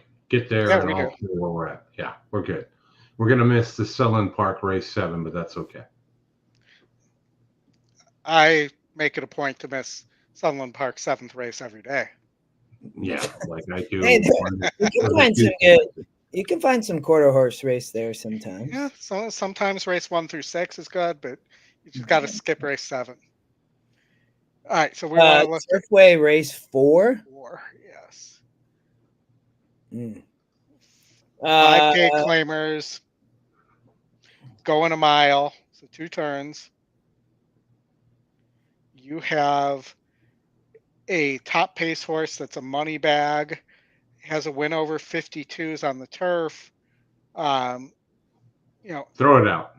I don't want. I'm gonna throw out the top 3 pace horses here. Mm-hmm. And then you got five horses at the bottom with 1. I mean, what are the odds based upon what you chucked on one of those bottom 5 winning? I mean, I think all 3 of these horses are gonna rush up unless this 4 blows the break again. And this 11's fast and is 1 on the lead at Turfway. So do keep that in mind going the distance against 52s. But 11 spot's a tough spot to get the lead from. I mean, the 6, 2 for 9, the 5, 3 for 10 with the second. Does Paul Lobo have any horses in this race? Trainer, no, he does not. The 10 Secretary of War, that's a 33% combo. 7 fast bite, 1-2 back against 48s, went up against 54s in an 8K and now is down to 5K. You know, this horse looks like it could be dangerous. Yeah, you got 26% on that jock trainer combo too. You know, the 10 is 2 of 3 at the distance as well. So if you're looking for a price, it's also the second choice. Has an EE morning line angle. That's probably where I would go here. You know, the 5 a little interesting as well. It really is going to depend on whether it can get a pace set up and whether it breaks decently. It's been breaking pretty slowly. You know, I probably prefer the 6 to the 5. And as well, it looks like the 5 and 10. 5 and 10? No, the 5 and the 7 faced each other last time out. Am I right? No, different dates. Okay.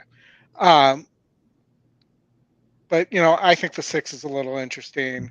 I think the 10, 7, and, you know, if you want to take one of the horses near the lead, I'd take the 11. Well, you didn't really help there. That wasn't really narrowing. Well, if I narrowed, I said the 10's my top choice. Yeah. Needle. I love the needle. I think the 7 fast bite might be tough, the top EquinEdge pick. I think you might get an okay price. I'm not sure how much money that horse is going to take. This race looks, if I was to look at a horse that maybe comes off the pace, I'd probably look for the 2. But I don't like that horse. I just think it might hit the board at a price. I think the 7. I'd put the 7 on top for me. Okay. 7 on top for Justin, 10 on top for me. So we got Fairgrounds coming up in a minute. Just looking at this one on another muddy track. The 10, Jack Hammer. I kind of like this one here. Second GSR, has run on the mud with the win. Yeah. Has won on the pace and off the pace. Lightly raced, 5 for 7. You're getting 3 to 1. What's wrong with that? That's interesting. You're also getting 5 to 1 on the first choice Magnum. Yeah, I didn't like Magnum because the GSR going down, and you know, I get this as kind of the first mud for it, a second mud for it back in 22. Didn't run real well there, so I kind of went with the 10. I like the name too, Jack Hammer. The 7 also has a nice mud win, and it's only mud race. Yeah, I kind of favored the 10 over the 7 just in GSR and wins, right? I like to see a lot of wins. Calhoun is 23% second race back out of 167. Not sure he planned for mud here, but you know, 7-10 exacta box there is I don't know, well, I don't have any will pays or I don't have problems up, but 7-10 there, 21 to 1, 7-10, 10-7, 18 to 1. So not bad there. I think I'll plug that in. 7-10 exacta box. All right, brothers. I got to go coach another basketball game. It was a pleasure. Always, Justin. We'll see you tomorrow. All right. Yes, we'll be on tomorrow. I'll see you all tomorrow for Santa Anita. Great race place. Great turf racing tomorrow. So it's gonna be awesome. There's some great turf races there in the back half of that card. So good luck, guys. Hope you guys have an awesome show tomorrow. Sorry I'll miss it, but I'll be at the convention center all day. Cool. All right, man. Hit the like button for Justin on the way out the door. So I'll see you guys soon. See you, Justin. All right, so we got 9 minutes to Golden Gate. So let's look at Fairgrounds. I prefer the 5. You like the 10. Wet GSR is pretty similar. 2 is your top wet GSR.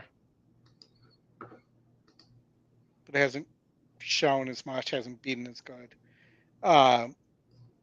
as the 10 and the 5. All right, you go over Golden Gate. So I'm Is going that to where you play want to go?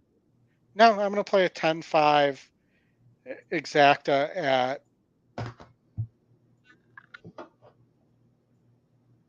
exacta box at Fairgrounds first.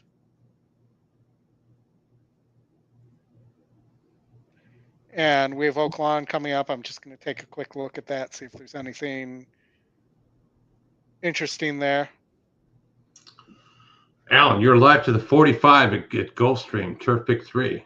I didn't know they had to put that many in the gate. I'm assuming it's 4 and 5. If you Nice, go, Alan, good luck. Alan, if you go to, let me look that up for you. I'll tell you what the will pays are right now. You got to go and find the tropical will pay pick 3. Then you got to go to the third leg and go to the will pays. The 4, Alan is paying you 200, and the 5 is paying you 275. And there's an extra 70 cents on there for both of them. Yeah, Gulfstream Oklahoma does not look like there's a lot of value there.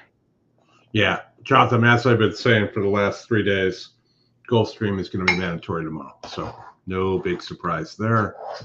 They'll get 5 million easy. It would not be so. You mentioned this, but with this competition that my daughter's at, it's called GLCC. Every GLCC, which happens to seem to line up with the Fountain of Youth, the Sunday of that competition, almost always is a mandatory. Yeah, and I know it's killing you not to be able to put it into your bet share for that tomorrow. Yeah. I could use the break. Yeah, I get it. Well, maybe we'll do some kind of group thing in the chat and figure that out, right? Yeah, this way I'm not waking up first thing in the morning, handicapping. I can let you guys do that. Yeah. Of course, I'll probably put a ticket out there. That I won't necessarily play, but a guide ticket. Or I might offer some advice like, this race has way too much speed in it. I don't like the favorite. But we'll see. We can get, there'll be we can always put a small group together and do something too, as we've done in the past. Yeah, we have. But, I haven't looked at the sequence, so I wouldn't even say that the sequence is worth playing yet. I haven't either. But it's going to be a bunch of money in that pot tomorrow, for sure. All right, we're in the gate at the Fairgrounds. All right, I got to pick up my Kroger order. Lawrence Kroger? Yeah, groceries, food. All right, we're in the gate at Fairgrounds, then we'll go to Golden Gate.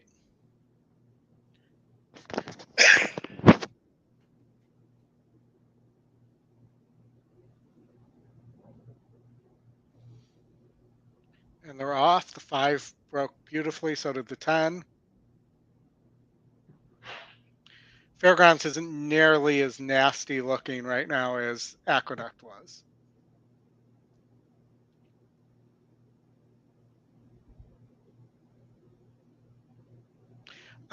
Jotham, I did hear it's supposed to rain after the card's over tonight, so I wouldn't be surprised if some of those races come off or if they're off the turf tomorrow. And the 6 is bolted out to a huge lead, the 10 sitting in second. The 5 is flanked by the 11. 11 looks like it's slightly in third at Fairgrounds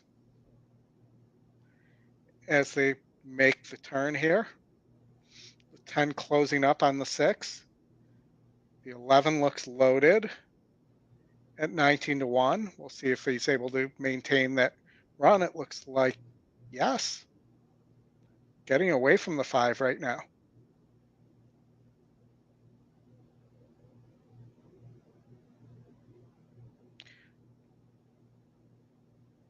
As they turn for home. Looks like the 10, this is going to go 10-11. That's going to be a nice exacta for anybody who had it. Yes. Yes, being a good dad does have a higher SOR and pace number than the SOR, than being a good gambler. All right. So Golden Gate, race 3. Got another small field here. Looking here, the E picks. You're getting 9-2 on the first pick. Who is your top pace? But this does look like it could set up for the 4 or the 6 here. You are getting for the second pick and the only horse other than the 5 with a win at the distance. So let's look at the 5 too. I mean, it just looks like there's potentially a lot of pace here. I mean, even the 6 has shown speed in the past. I like the 4 and maybe the 3 here, but I'm going to go with the 4 to win here at 4-1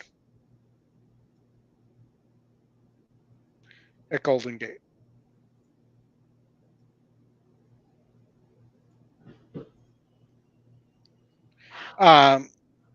Also coming up, we have the last 2 races at Gulfstream and the last race, the Gotham at Aqueduct, right after Golden Gate. The updated scoreboard as well for the betting challenge. We have a move into second place by Elio Bornon.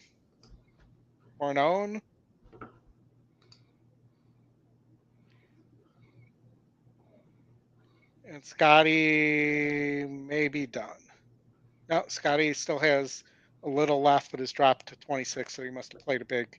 I'm guessing he played big on that one horse there.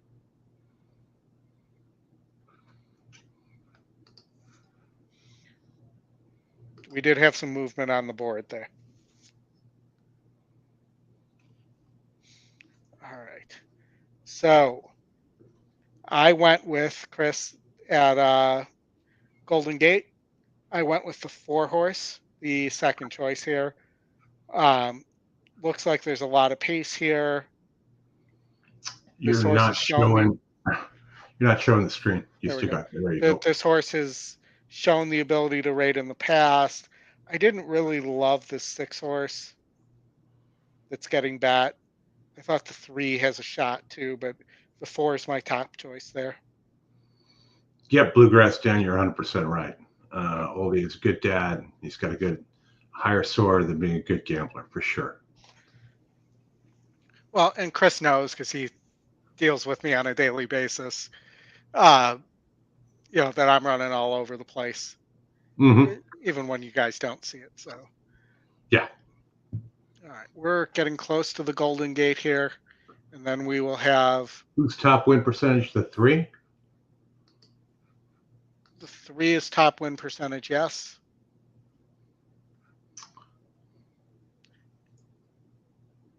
At 5-2, 2-1 on the morning line, 4-1 on the E morning line. And the E top pick is the 1 Song of Shadows. A lot of yellow. Has shown the ability to rate in the past, but hasn't done it recently. No, and that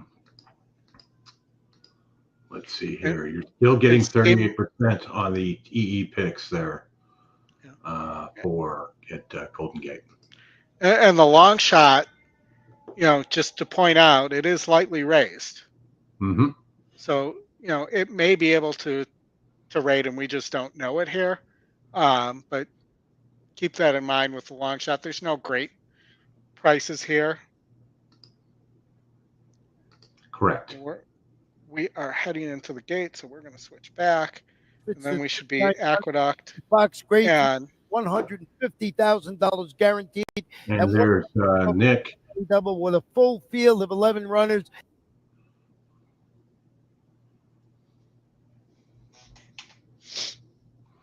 If you guys have Then ever we'll seen the have- movie UHF by Weird Al Yankovic, that's kind of what this show is. Yeah. I mean, granted, we haven't You go taught girl. poodles how to fly yet, but The first to go up. and if you've seen UHF, you know what I'm talking about. Conan the Librarian. Yep.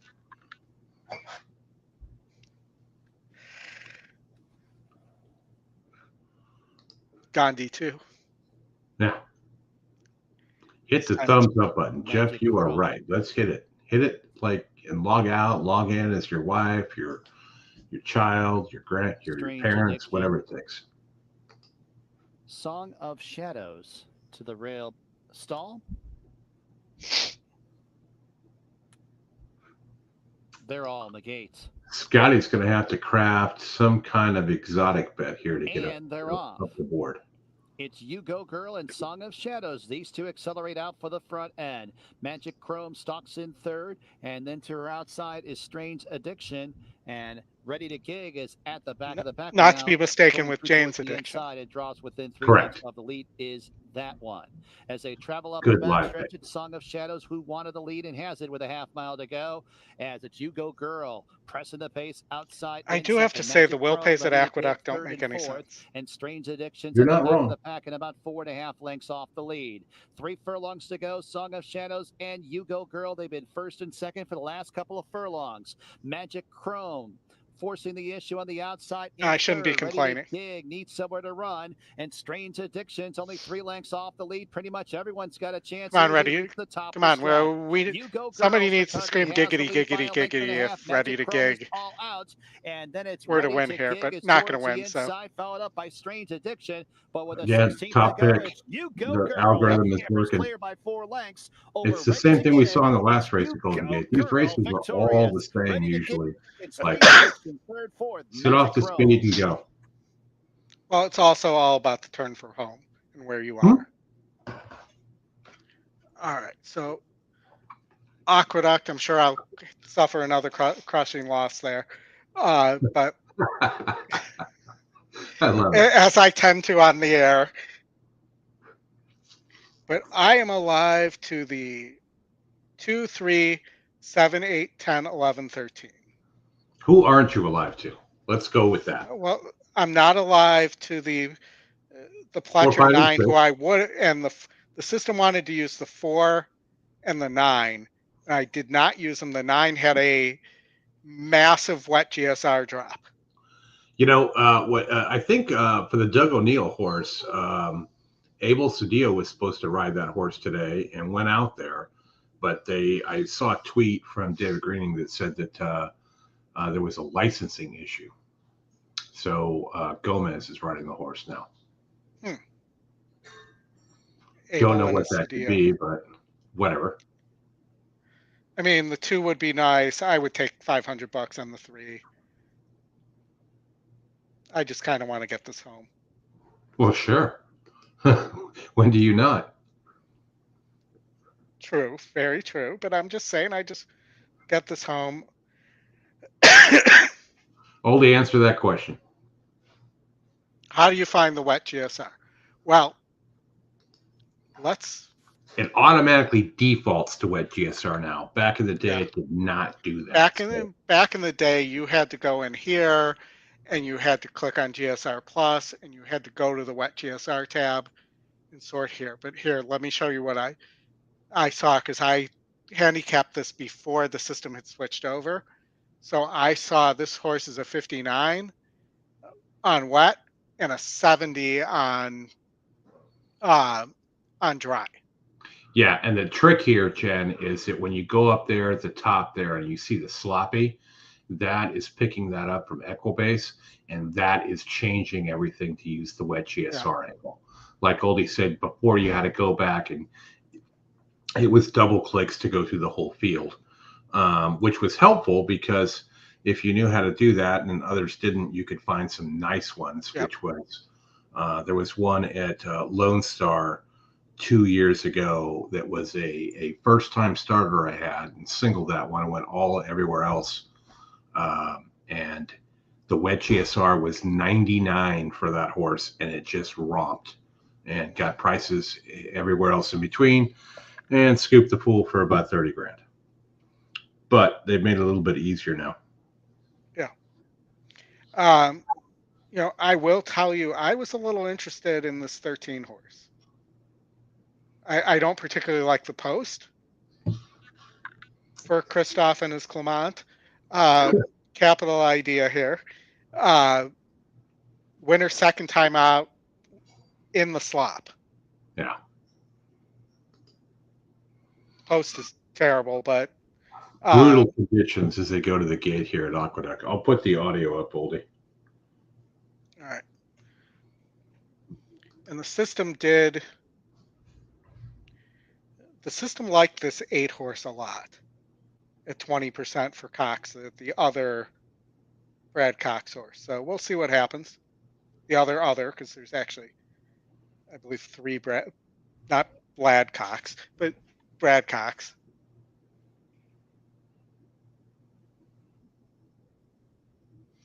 Shouldn't Brad Cox be the speaking of thoughts that I shouldn't have and be verbalizing, shouldn't he be the trainer for Dick Best?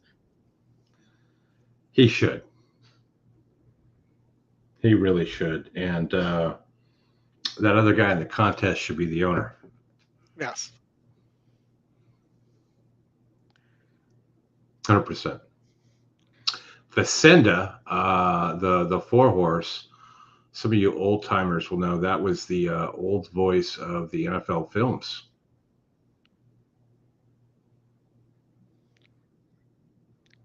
For some reason, I thought that was Harry Callis. No. The aptly named. No. NFL films used, I think his name was John Facenda.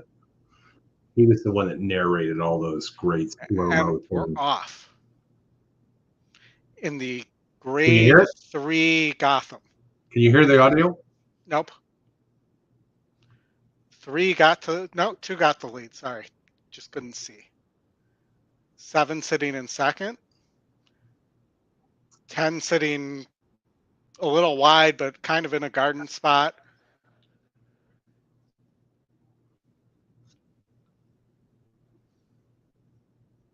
Fast pace. 1 turn mile.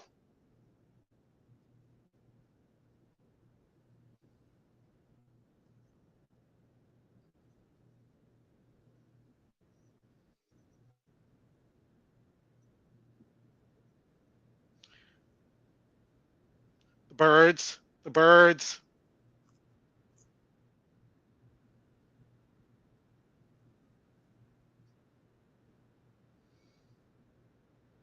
Come on, 2. Turn away that 7.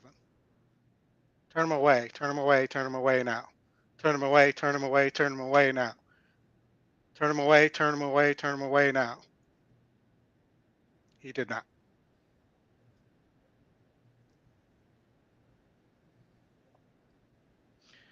Linda and her rice. Yeah. Nope. Gonna get caught by the 3. So it's a $500 winner. You'll be happy that Linda and her rice did not. Christoph and his Clement. Christoph, the other Christoph and his Clement. All right, and now we go right into graded stakes action. We're fast and furious here, and we're on fire at Gulfstream. I did not like the 4 that the system likes here. Famous last words.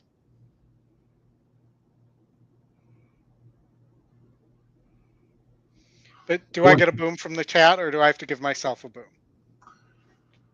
I'm going the 4-3 box here, buddy.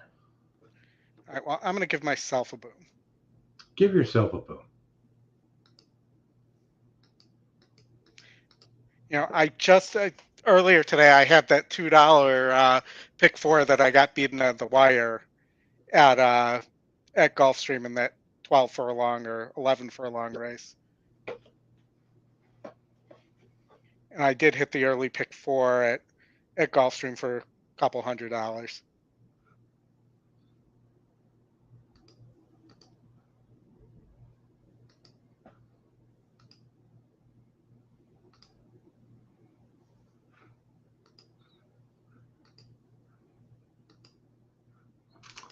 All right, we've got 2 races left here at Gulfstream, and then we'll wrap it up.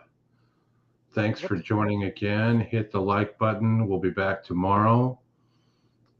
Top GSR here is the 7 for the flag. Needs the wire. Fire. Yeah, I mean, it's going to be tough to wire him here, but. Yeah.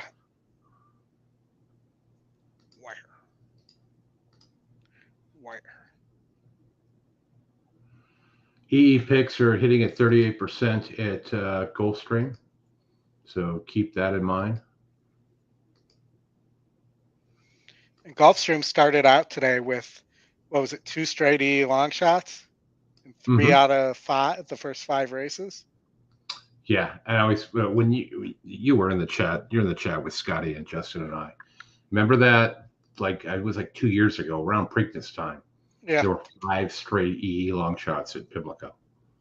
Paid a crap ton. Technical term. Mm-hmm. Crap ton.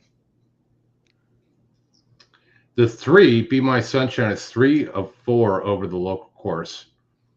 Returns off a runner-up versus grade 3 company at Tampa last out.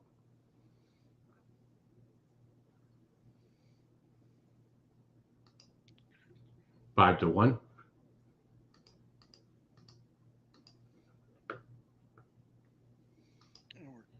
So who do you like here? The 3 and the 4. 3 and the 4. I do. Mm-hmm. I didn't use the.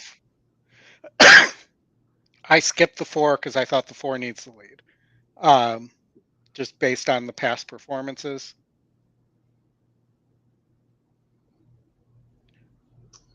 Yes, the horses are at the gate. It's now post time.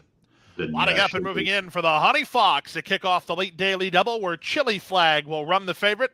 Irad Ortiz Jr. riding for trainer Chad Brown. We've not seen a lot of horses that run like Chili Flag. Louis Sias for Jimmy Toner. There's been some money for both Spansive and Be My Sunshine. They're both 5 to 1. 9 to 1 for Candy Light. NBS stable colors, the orange, represented here with Mohawk Trail under David Egan. Be My Sunshine, she's the gray, and the Ken Ramsey white and red colors. The National Football League. Spansive going forward, Time Passage. She's pretty quick early.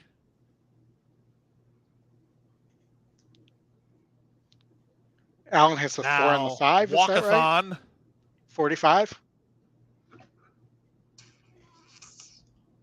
Then Infinite Diamond. Ancient Peace to the outside. Ancient Peace. And the Honey Fox. They find it like crystallized on Oak Island or something.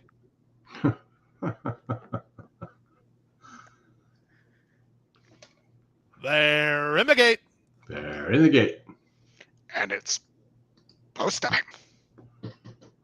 And they're off in the Honey Fox. In the middle, Spansive gets the first call and taken on early by both Time Passage and For the Flag. Up in the center goes Infinite Diamond into the top flight. Wide but angling over is Ancient Peace. After a sharp break, Spansive taken in hand by Jose Ortiz. Be My Sunshine will work on her outside. Walkathon farther back than usual. She's mid-flight here. Then it's Candy Light, a length better than Chili Flag. The race favorites ahead of only 2. They are Miss Carol Ann and Mohawk Trail. The speed is on up front. A robust opening quarter of 22 and 1. Time Passage and For the Flag continue to spar. They're 4 better than Ancient Peace and Infinite Diamond. They're 3rd and 4th. Then it's another team of Be My Sunshine and Spansive. They're better than 6 lengths off this runaway pace. Down at the inside goes Candy Light. Leperoux has Walkathon on her outside. Irad Ortiz Jr. and the favorite, Chili Flag. She's in the pink cap, deciding where she wants to race. She's had plenty of pace to chase. Second last, Miss Carol Ann. Mohawk Trail is last of all as they swing to the far turn. Time Passage, hard used throughout and still in front. For the Flag is second, 3 wide. Ancient Peace is now third. At the rail, Infinite Diamond is fourth. Junior Alvarado and Be My Sunshine are the gray. They're getting ready to hook to the far outside. Walkathon's going to go with her. Widest of all will be Chili Flag as they straighten for the drive.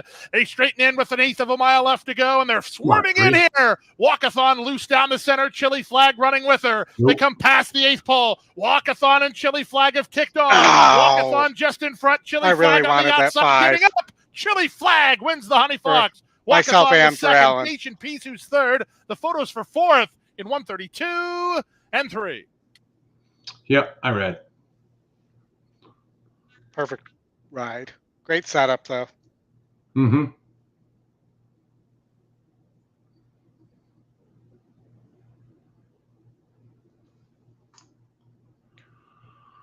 All right, Oldie, what do we got here? Looks like we got Laurel race 12, or unless that's in. That's not here. Yeah. Now, when I start seeing 3 names, I know it's not here. So how about, well, we got some time before Fairgrounds. But Fairgrounds race 8, you got a 40% horse with a 70 pace number that's sitting at 7-2 right now. Yeah, Jen, we're all with you. Crap. Yep. 5 would have been huge. Mm-hmm. Huge. All right, so I'm talking about the second time starter at Fairgrounds, absolute miracle. 15% with second time starters is Louis Roussel the third. I would assume Louis Roussel the second was better with second time starters. Yeah, and then the first as well, probably. Well, no, that was the guy who was good with first time starters. Mm-hmm. At least by my logic. Nobody has to live by my logic. Your favorite is currently Michael Stidham. What's the GSR holding on that one? Where are we at there with that? It is second best GSR in the race. All right, that's all I need to see. I'm going with the one. Second best GSR, speed in the mud. That's something I can get behind. Michael and his Stidham have a Omaha Beach homebred here for Jack Huckabee, who's your second choice, only 11%, but was your favorite. You also have Frosty 6, if those are Roman numerals, for the ass man there, but it's only 3% on our watch and only 52 on the wet GSR clock. Yep. So Fairgrounds there. Let's see if I don't think we'll have an update to the betting challenge yet. We do not. Look here.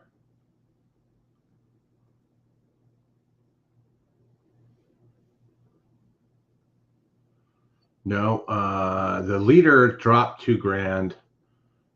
Everybody else is pretty much about 32,000 behind, so he's cruising.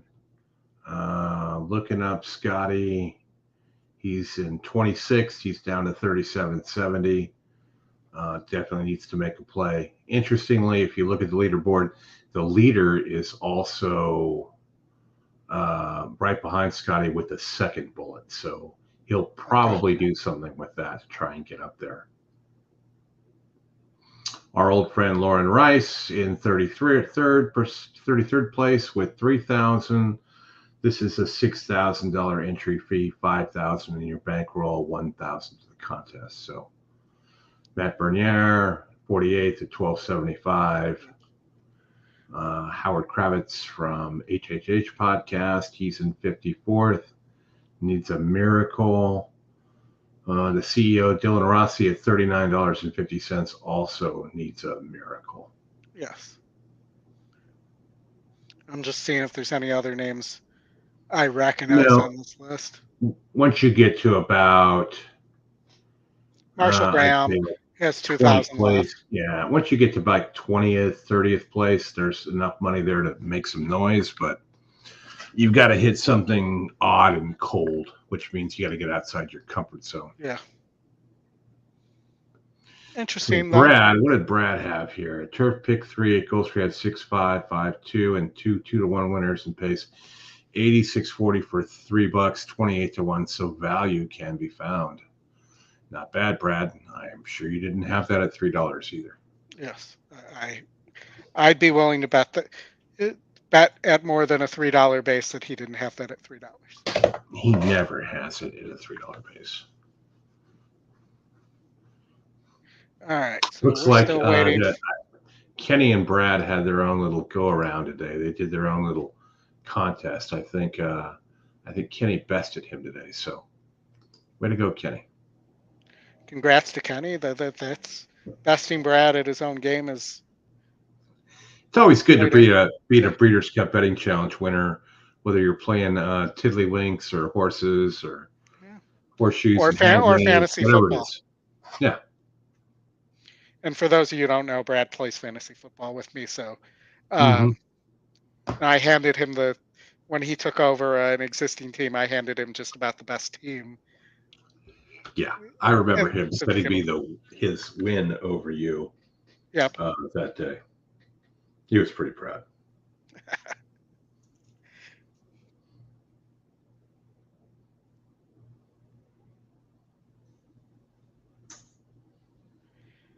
So it looks like Rockin' Dud, who's in our chat, he needs real macho in the last at Gulfstream, and he will win the NHC feeder contest.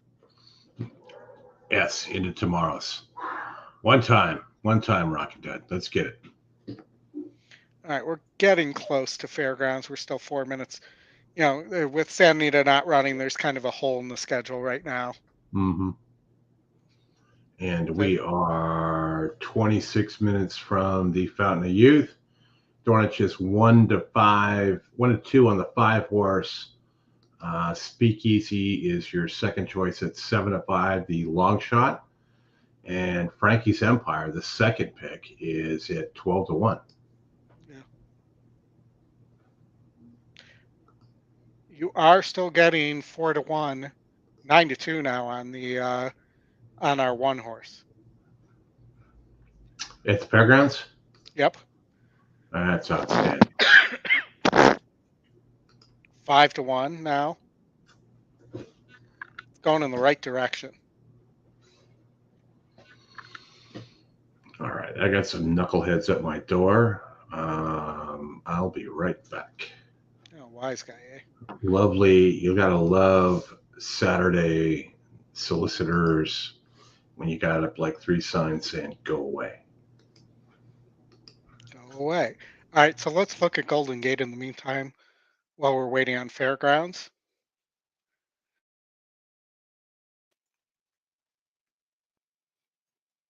Just because we can. So, Larry, the horses to watch. Right now, there is an issue with the algorithm. It's the reason it was in test rather than released to everybody. And they're currently working on that. So it will be back once it's at a satisfactory percentage again. So there was one of the algorithms that they use for that, kind of went off the deep end on them. So we look forward to seeing that come back soon, but I don't have an ETA yet. All right, so you are looking at Golden Gate. This 5-horse top pace, 4 of 8 at the distance. Did not get there last time, and has shown a little bit of an ability to rate as well. So this horse is pretty solid. But the long shot here, the 6 of Vronsky. Here has beaten 60s a while back on turf. Again, another horse that probably needs to be on or near the lead. So that might leave you with somebody like the 1 horse at 3-1, or let's see what else we have here. Possibly the 7, but the 7 doesn't get there very often. And this is a sprint, so you're likely to see them go pretty fast. Possibly the 2 horse as well. If you're looking for a price, the morning line apparently had this right. This horse was 2-1 on the morning line, and the morning line was 8-1, and it's currently sitting at 9-1. But that might be a place at 4%.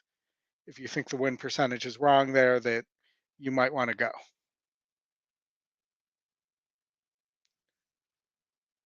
So the one at Fairgrounds, so it's top win percentage, top pace, and second best GSR.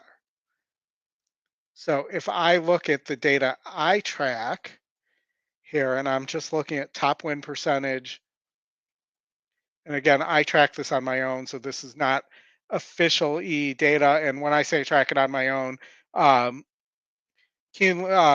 Bluegrass Dan has been helping out too, just collecting data for me and stuff like that, because it becomes very hard to do sometimes on my own. But top win percentage, top pace on dirt is roughly 39% that hits. So, with the combination of those two, hitting that 40% looks about right to me. Does tell you it's going to lose 60% of the time though. So keep that in mind, but it looked like a good play to me. Especially in the slop. If it breaks well, it's going to be the one kicking up dirt in these other maidens' faces. And, sometimes horses don't like that either the first time they're in the slop.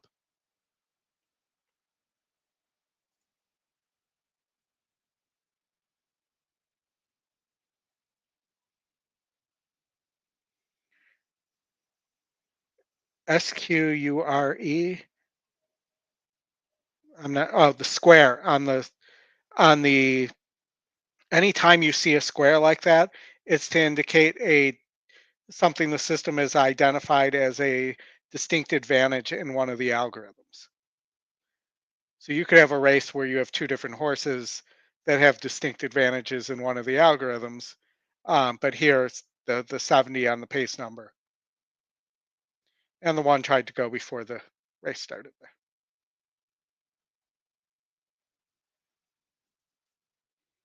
And they're off. The 1 is on the lead.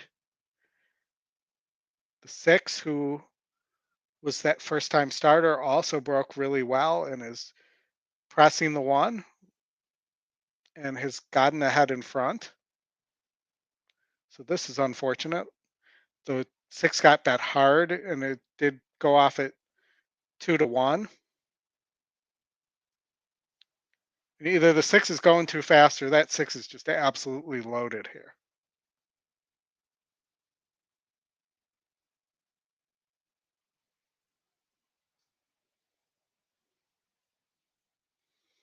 At 21:46, either that's a stakes horse or that horse is going to get caught here.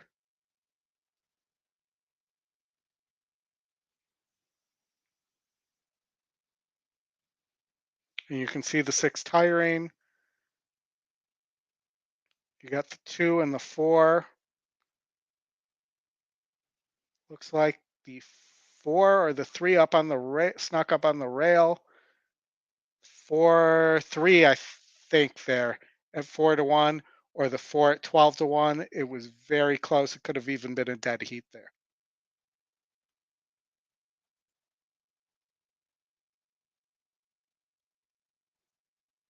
And there's a case where, Chris, you're muted. It's going to happen once per show too. Yeah, I think the 4 got it coming out of Turfway, 10-point GSR bump. Second time starter. I thought I'm not positive again on the angle. The camera at Fairgrounds and the stretch is all over the place, so I'm not sure on the angle. My initial opinion was the 3. Yeah, I think you're right. Watching the replay, 3-4. All right, Golden Gate. We talked about this already. 5 looks. Yep, 3-4.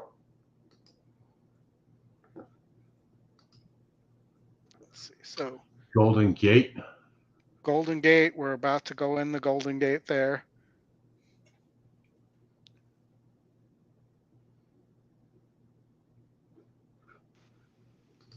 Hold on, I gotta look at a text here.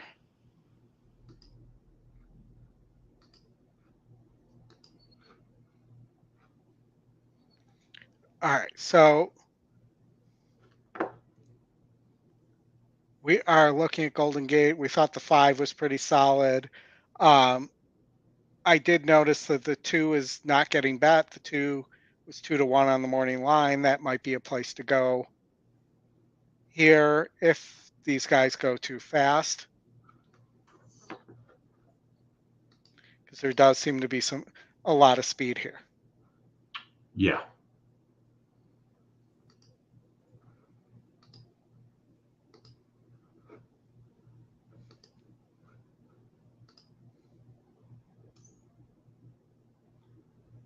Trainer on the 1 is 47%.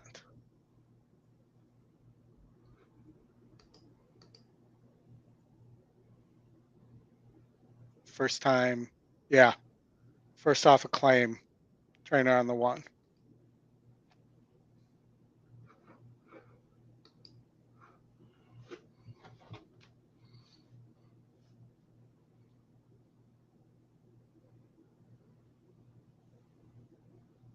Respect the law. He's earned it. A Grade 1 winning juvenile. Tis the law, pops the cork in the champagne. A classic winning. Front end, Iconic Sky emerges in second, and then at third. This is the year we should start seeing some Tis the Laws, right? 3 wide. Westward Breeze Should be. in the 2 path, about 3.5, 4 off the lead, and Mischievous Curlin's at the back of the pack as they pass the half-mile pole. Red's Twirling Dancer. That Mischievous Curlin. These 2 scrimmage for the top spot.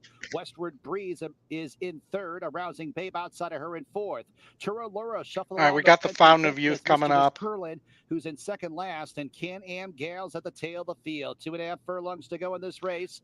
Does not appear like the 1 is going Sky. to. Still, first That and 47% number is Rousing going to Babe move up. in contention. Will go to the outside. Then it's Westward Breeze, followed up next by Can-Am Gal as they turn. 2 needs to. Oh, the Red Sea just parted for the 2, but wasn't good enough to get there. Iconic Sky and Red's Twirling Dancer. They're inseparable, but now it's Iconic Sky able to inch away from Red's Twirling Dancer at the 16th pole, and it will be Iconic Sky at 9-2 will win this race by a length and a half. Over Red's Twirling Dancer and Mischievous Curlin. So if we go back and just look at that Golden Gate race, Looks 6 like was your Scotty second pace McKeever. number, was your long shot there, had shown in the past on turf it could rate. 9-2, not bad. Looks like Scotty is out, Oldy. All right. Let's take another look at that contest.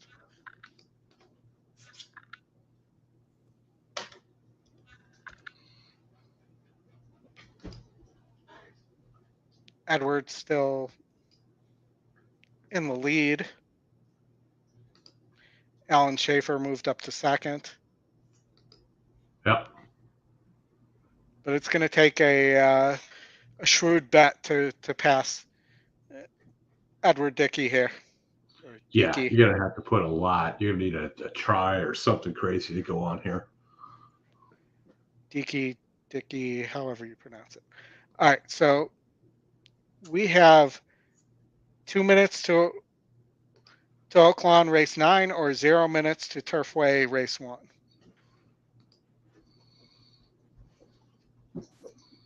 I like the 2 at Oaklawn. 9-2, big pace advantage. See the square there, E second choice, 24% on the win line. 1 horse beat 66s. Let's see. We beat 62s last time out. I could see it.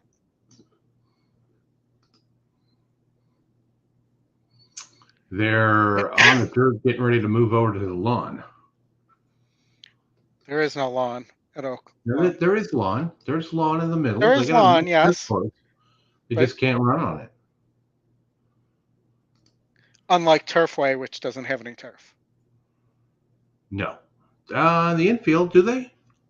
I don't know. I haven't seen an infield there, but you could be right. Usually covered in snow this time of year. 13 minutes to the Fountain of Youth, and then we'll wrap it up for the day. Yep. Thanks for joining. Hit that like button again. We always appreciate that. And we'll talk after this Oaklawn race. We'll talk the Fountain of Youth. Because we really haven't done that yet.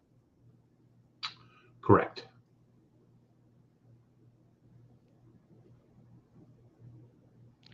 And, you know, it was an interesting race before those scratches happened. It's still an interesting race.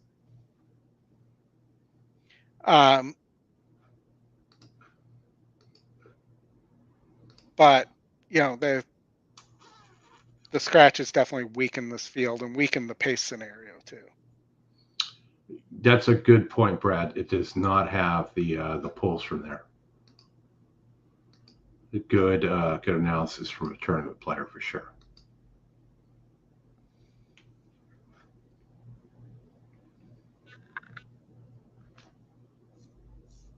Stakes race. This is the Down the Dusty Road Breeders' Stakes. State-bred stakes at Oaklawn.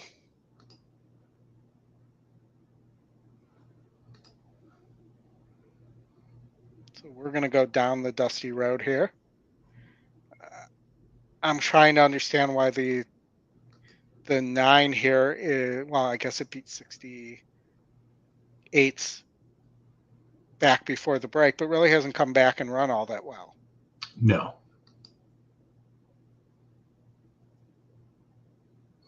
Hey, Grandma. Welcome. Thanks for joining. Our old friend Grandma Horse Racing.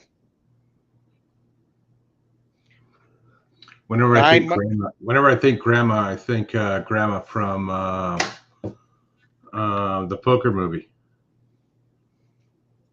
Damon Malkovich. The hell's it called? I watch it all the time. I have no idea what you're talking about. There's a poker movie. Come on. You can't tell me you haven't seen it. Somebody will know in the chat. Chat, anyone? Fly? Rounders. Thank you. Rounders. You haven't watched Rounders? I wasn't thinking of that as a poker movie, but you're right. It is a poker movie. That's all they did was play poker in it. Okay. Grandma was the guy who was going to beat his ass until he beat Malkovich, and that was the paid that man his money. We made a little dent in the Blantons, so not too shabby. Speak easy, and I'm just looking at the Fountain of Youth, and the long shot is currently at 1-1, and we're off. Your 2 did not get an easy lead at Oaklawn, and got bet down late. Mm-hmm. Well, you knew he was going to get bet down.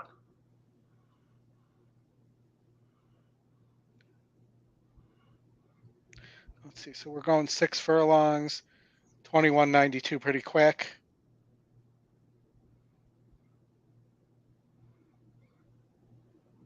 I'm not sure that the 6 or the 3 can rate at all, or we'll go by anybody. I guess we'll find out in a minute. That looks like the 6 is done. 1, 2. Just keep going.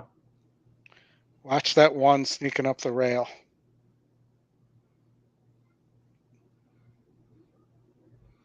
Keep going. Here comes the 9. But it's the 1. The favorite. 1, 3. All right, so let's talk Fountain of Youth. 8 minutes, Oldy, to the big one. We all desire it. We all want to find the Fountain of Youth, but can we pick the winner? That's the question. I'm going with the 7. I'll tell you that right now. So I mentioned the 7 on my show. Or not on my show, on my class. You know, I think that this horse could sit a great trip. Dornach, Dornach, however you pronounce that name. Anyone want to give that a try? Top GSR, top win percentage, good top SOR as well. There is some pace here between Speakeasy and Dornach.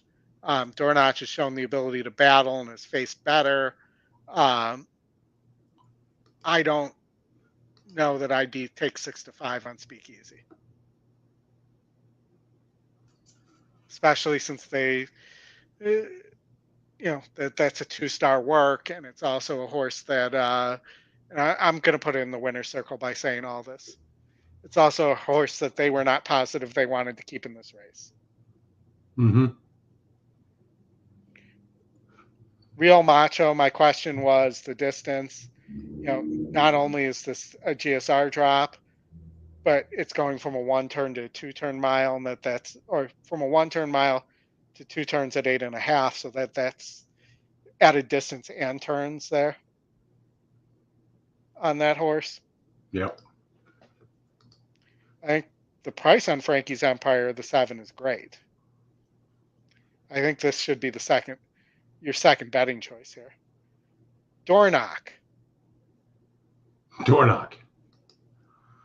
Yeah, I mean, Dornach might be the one, but the price here, these are 3-year-olds. People can improve. I'm still going to stick with the 7 here. You're still getting a price. It's getting bet down a little bit. Off of 21 morning line, it was at 10, back to 9. Tony thinks Dancing Groom is going to put in a big one. Yeah, the 5 is the heavy favorite. Anthony. It's $6.90. The 1's the second favorite, and then you get to the 4 and the 7. I feel like the 1's getting bet because it's Pletcher and Ortiz. Yeah, but what you really need is you need the 1 and the 5 to go at it, right? You need those two to go at it and give the 7 or one of these other closers a shot. Yes. If they walk the dog, then none of these guys are going to have anything to close into. I can't see them walking the dog here. No, they're going to go. And if they don't want them to go, they're going to choke the hell out of them, which isn't good either. Well, and I think Ladambro is faster than the horse who's showing up here, because you have this Remsen effort where it blew the brake and then just didn't run. And in a lightly raced horse like that, that's probably affecting the pace number algorithm. Could be. You're not wrong there. So, because it went back and showed speed in the swale. Mm-hmm. So that could put 3 horses up there, especially with the 1 and the 2 breaking next to each other. All right, Ollie, let's just look at one thing here. Let me get over here, switch my view around.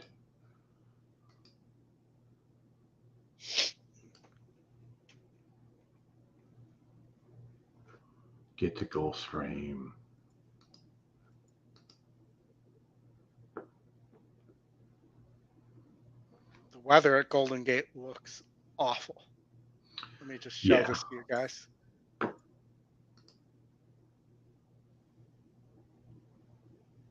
That does not look like fun there. Where, Golden Gate? No. Yeah. All right, 4 minutes. Let's take a look at the horses on the track while you're doing that. Yeah, there's not a lot. I was going to show starter view, but there's not a lot of info, so we'll pass on that till next time.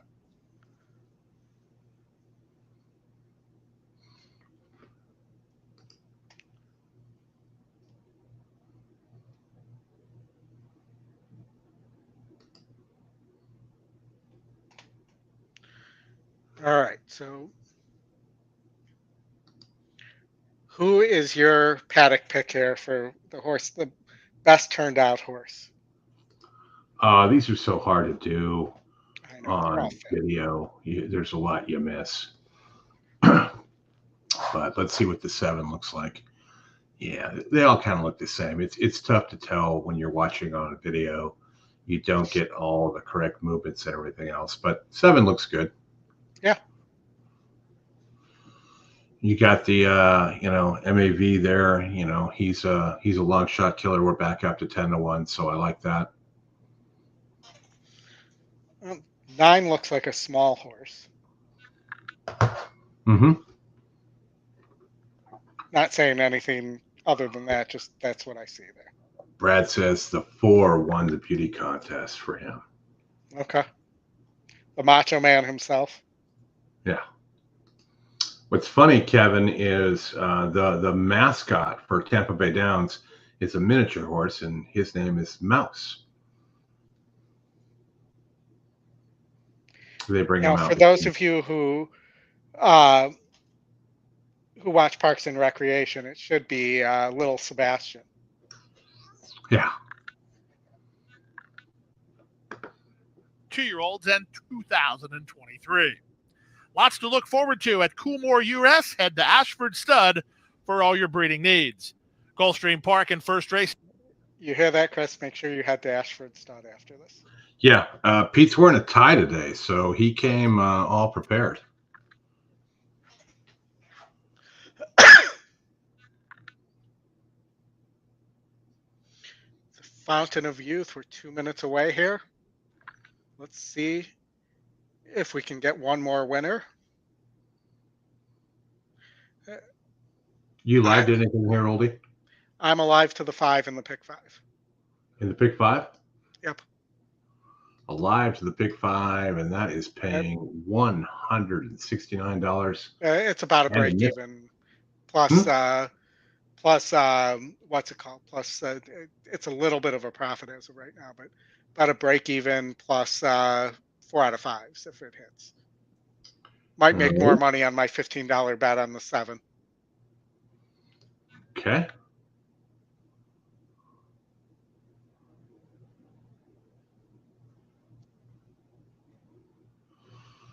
All right, Oldie, take him to the post. Yeah, 5 looks super on the track. I heard that Gargan may have scared some people with some comments today, though. I don't think Danny scares a lot of people, to tell you the truth, but maybe.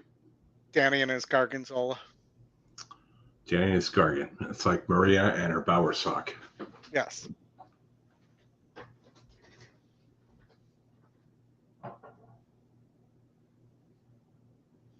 It's really that 9's almost like quarter horse size compared to the 5.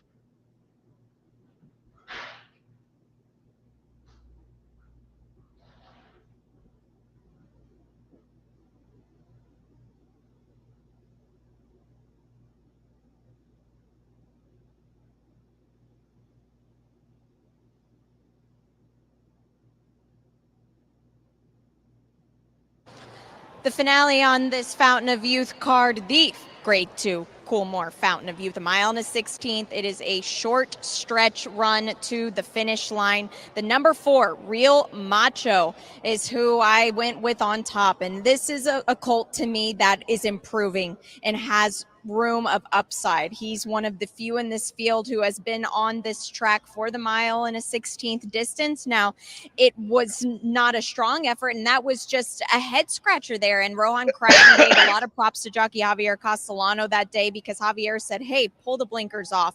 This is a horse that he could get really hot before his races, could be a little bit of a head case before they saddle him, always outside of the saddling stalls. He was so well behaved today. The connections have to feel proud of that feat because this is a day where there's a lot of things going on, and he did not turn a hair.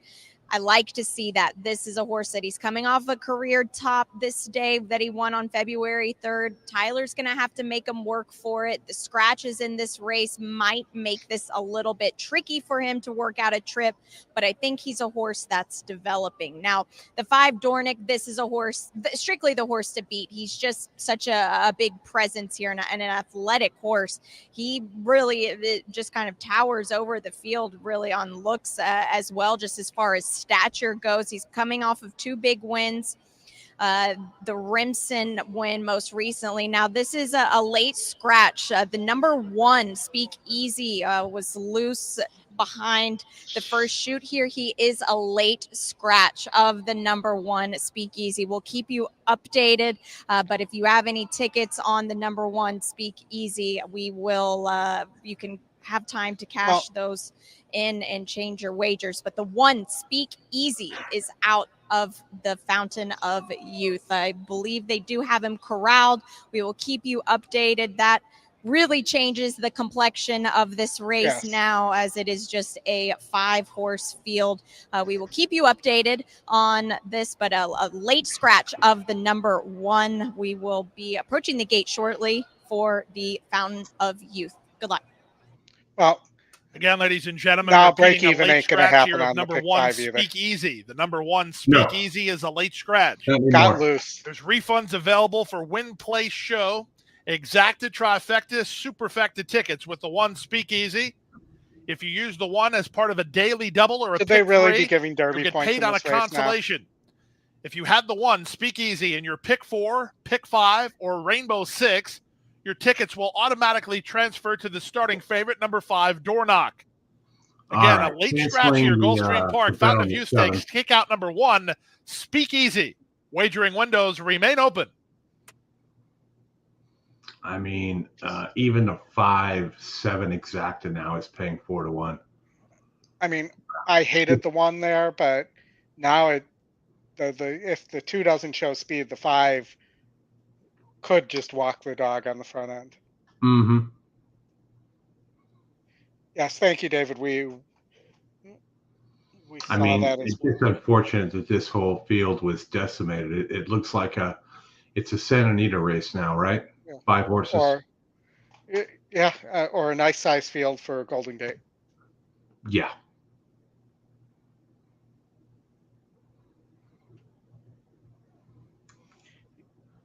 Yeah. So, Brad, did you have the 1 in your doubles? I'm guessing not. Much like the consolation I got paid on the scratch of Forte last year on the Derby Oaks double. Mm-hmm.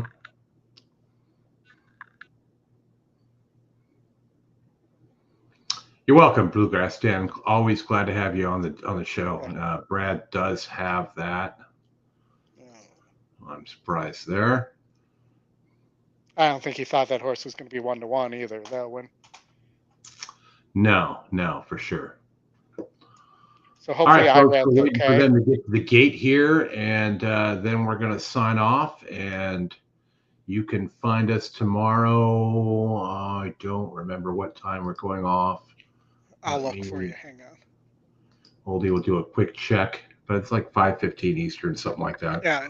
There's the last 4 races in Santa Anita should be really good. 3 turf plus the big cap, 3 graded stakes. It is set for 5:45 Eastern. 5:45, and we might have a special guest.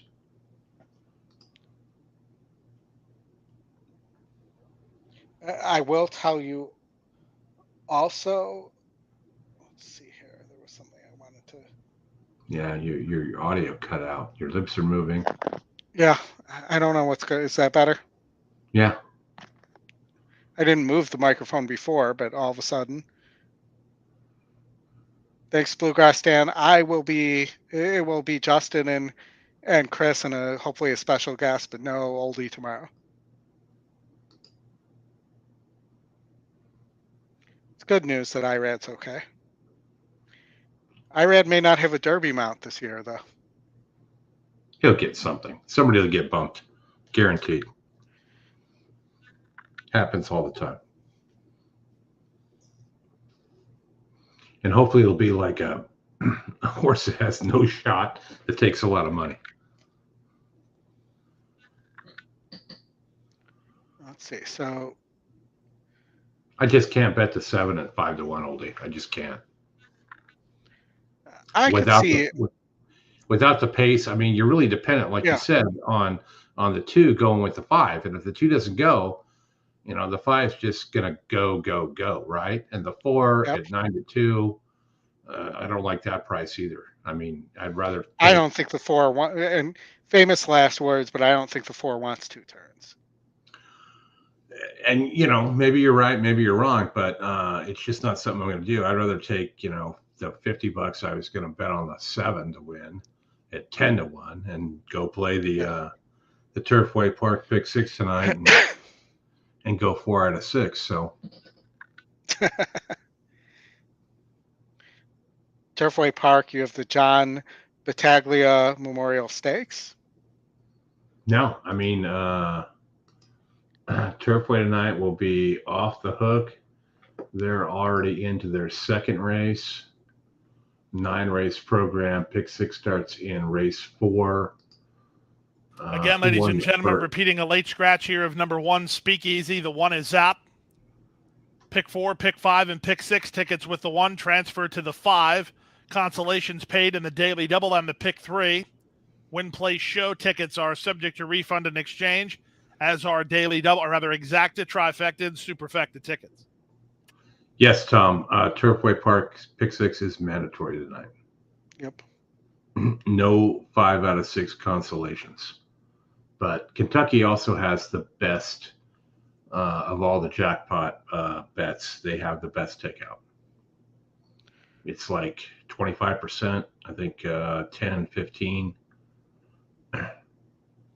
versus like 45 or close to 50 if you want to talk Parks and their crazy jackpot pick 5.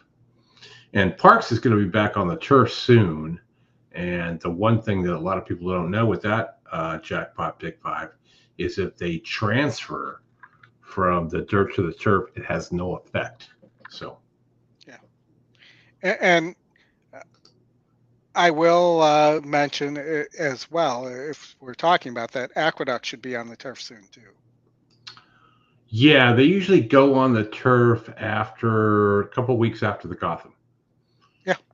Derby points here, not sure, but 50 for the winner, 25 for second. The horses are at the gate. Yeah, it's almost time for the Coolmore Fountain of Youth Stakes. Field of 5 to contest the issue here to the first finish line at 1 mile and a 16th. So Le Dame Bro and Real Macho, the first 2 to go the winner, if he's healthy, gets in for sure. The warrant of Danny Gargan. Second place horse may make it in. The call on the Son of Good Magic, and Dornock is the next to move in. The last 2 up, Frankie's Empire and Dancing Groom. Well, we should know how this is going to work pretty quickly. Dancing Groom and Javier Castellano to take the outside gate. The 5th gate. They're in the gate. And they're off in the 78th running of the Fountain of Youth Stakes. From the rail, Le Dame Bro comes out firing and looks for the early advantage. This big favorite, Dornock, is a chilly second on the outside of him. Back to third, it's Real Macho. Then it's Frankie's Empire. And outkicked in the early run is Dancing Groom. Dornock's going to make the fractions here. Dornock up and around Le Dame Bro, who's back to second while on a hold. Real Macho is there third with Frankie's Empire in the clear fourth. And these top 4 are 5 ahead of Dancing Groom, who's last of all. The opening quarter complete in 24-1. To the backstretch they go. It's Dornock and Luis Saez settling into a nice rhythm on the top end. They're in front by a length. Latched onto him in a flanking position is Real Macho second with Le Dame Bro third at the rail. Frankie's Empire kept out in the clear while racing in fourth. And these top 4 are well clear of Dancing Groom, who's being outrun early. They go to the first finish line in the 2024 Fountain of Youth Stakes. They went the half in 48 seconds flat, very reasonable pace. It's Dornock in front by a length. From the outside, Real Macho. From the inside, Le Dame Bro. Frankie's Empire given the green light to launch a 4-wide bid, and well back to Dancing Groom. Around the far turn they go. Ledambro tries to quicken up on the inside of Dornock.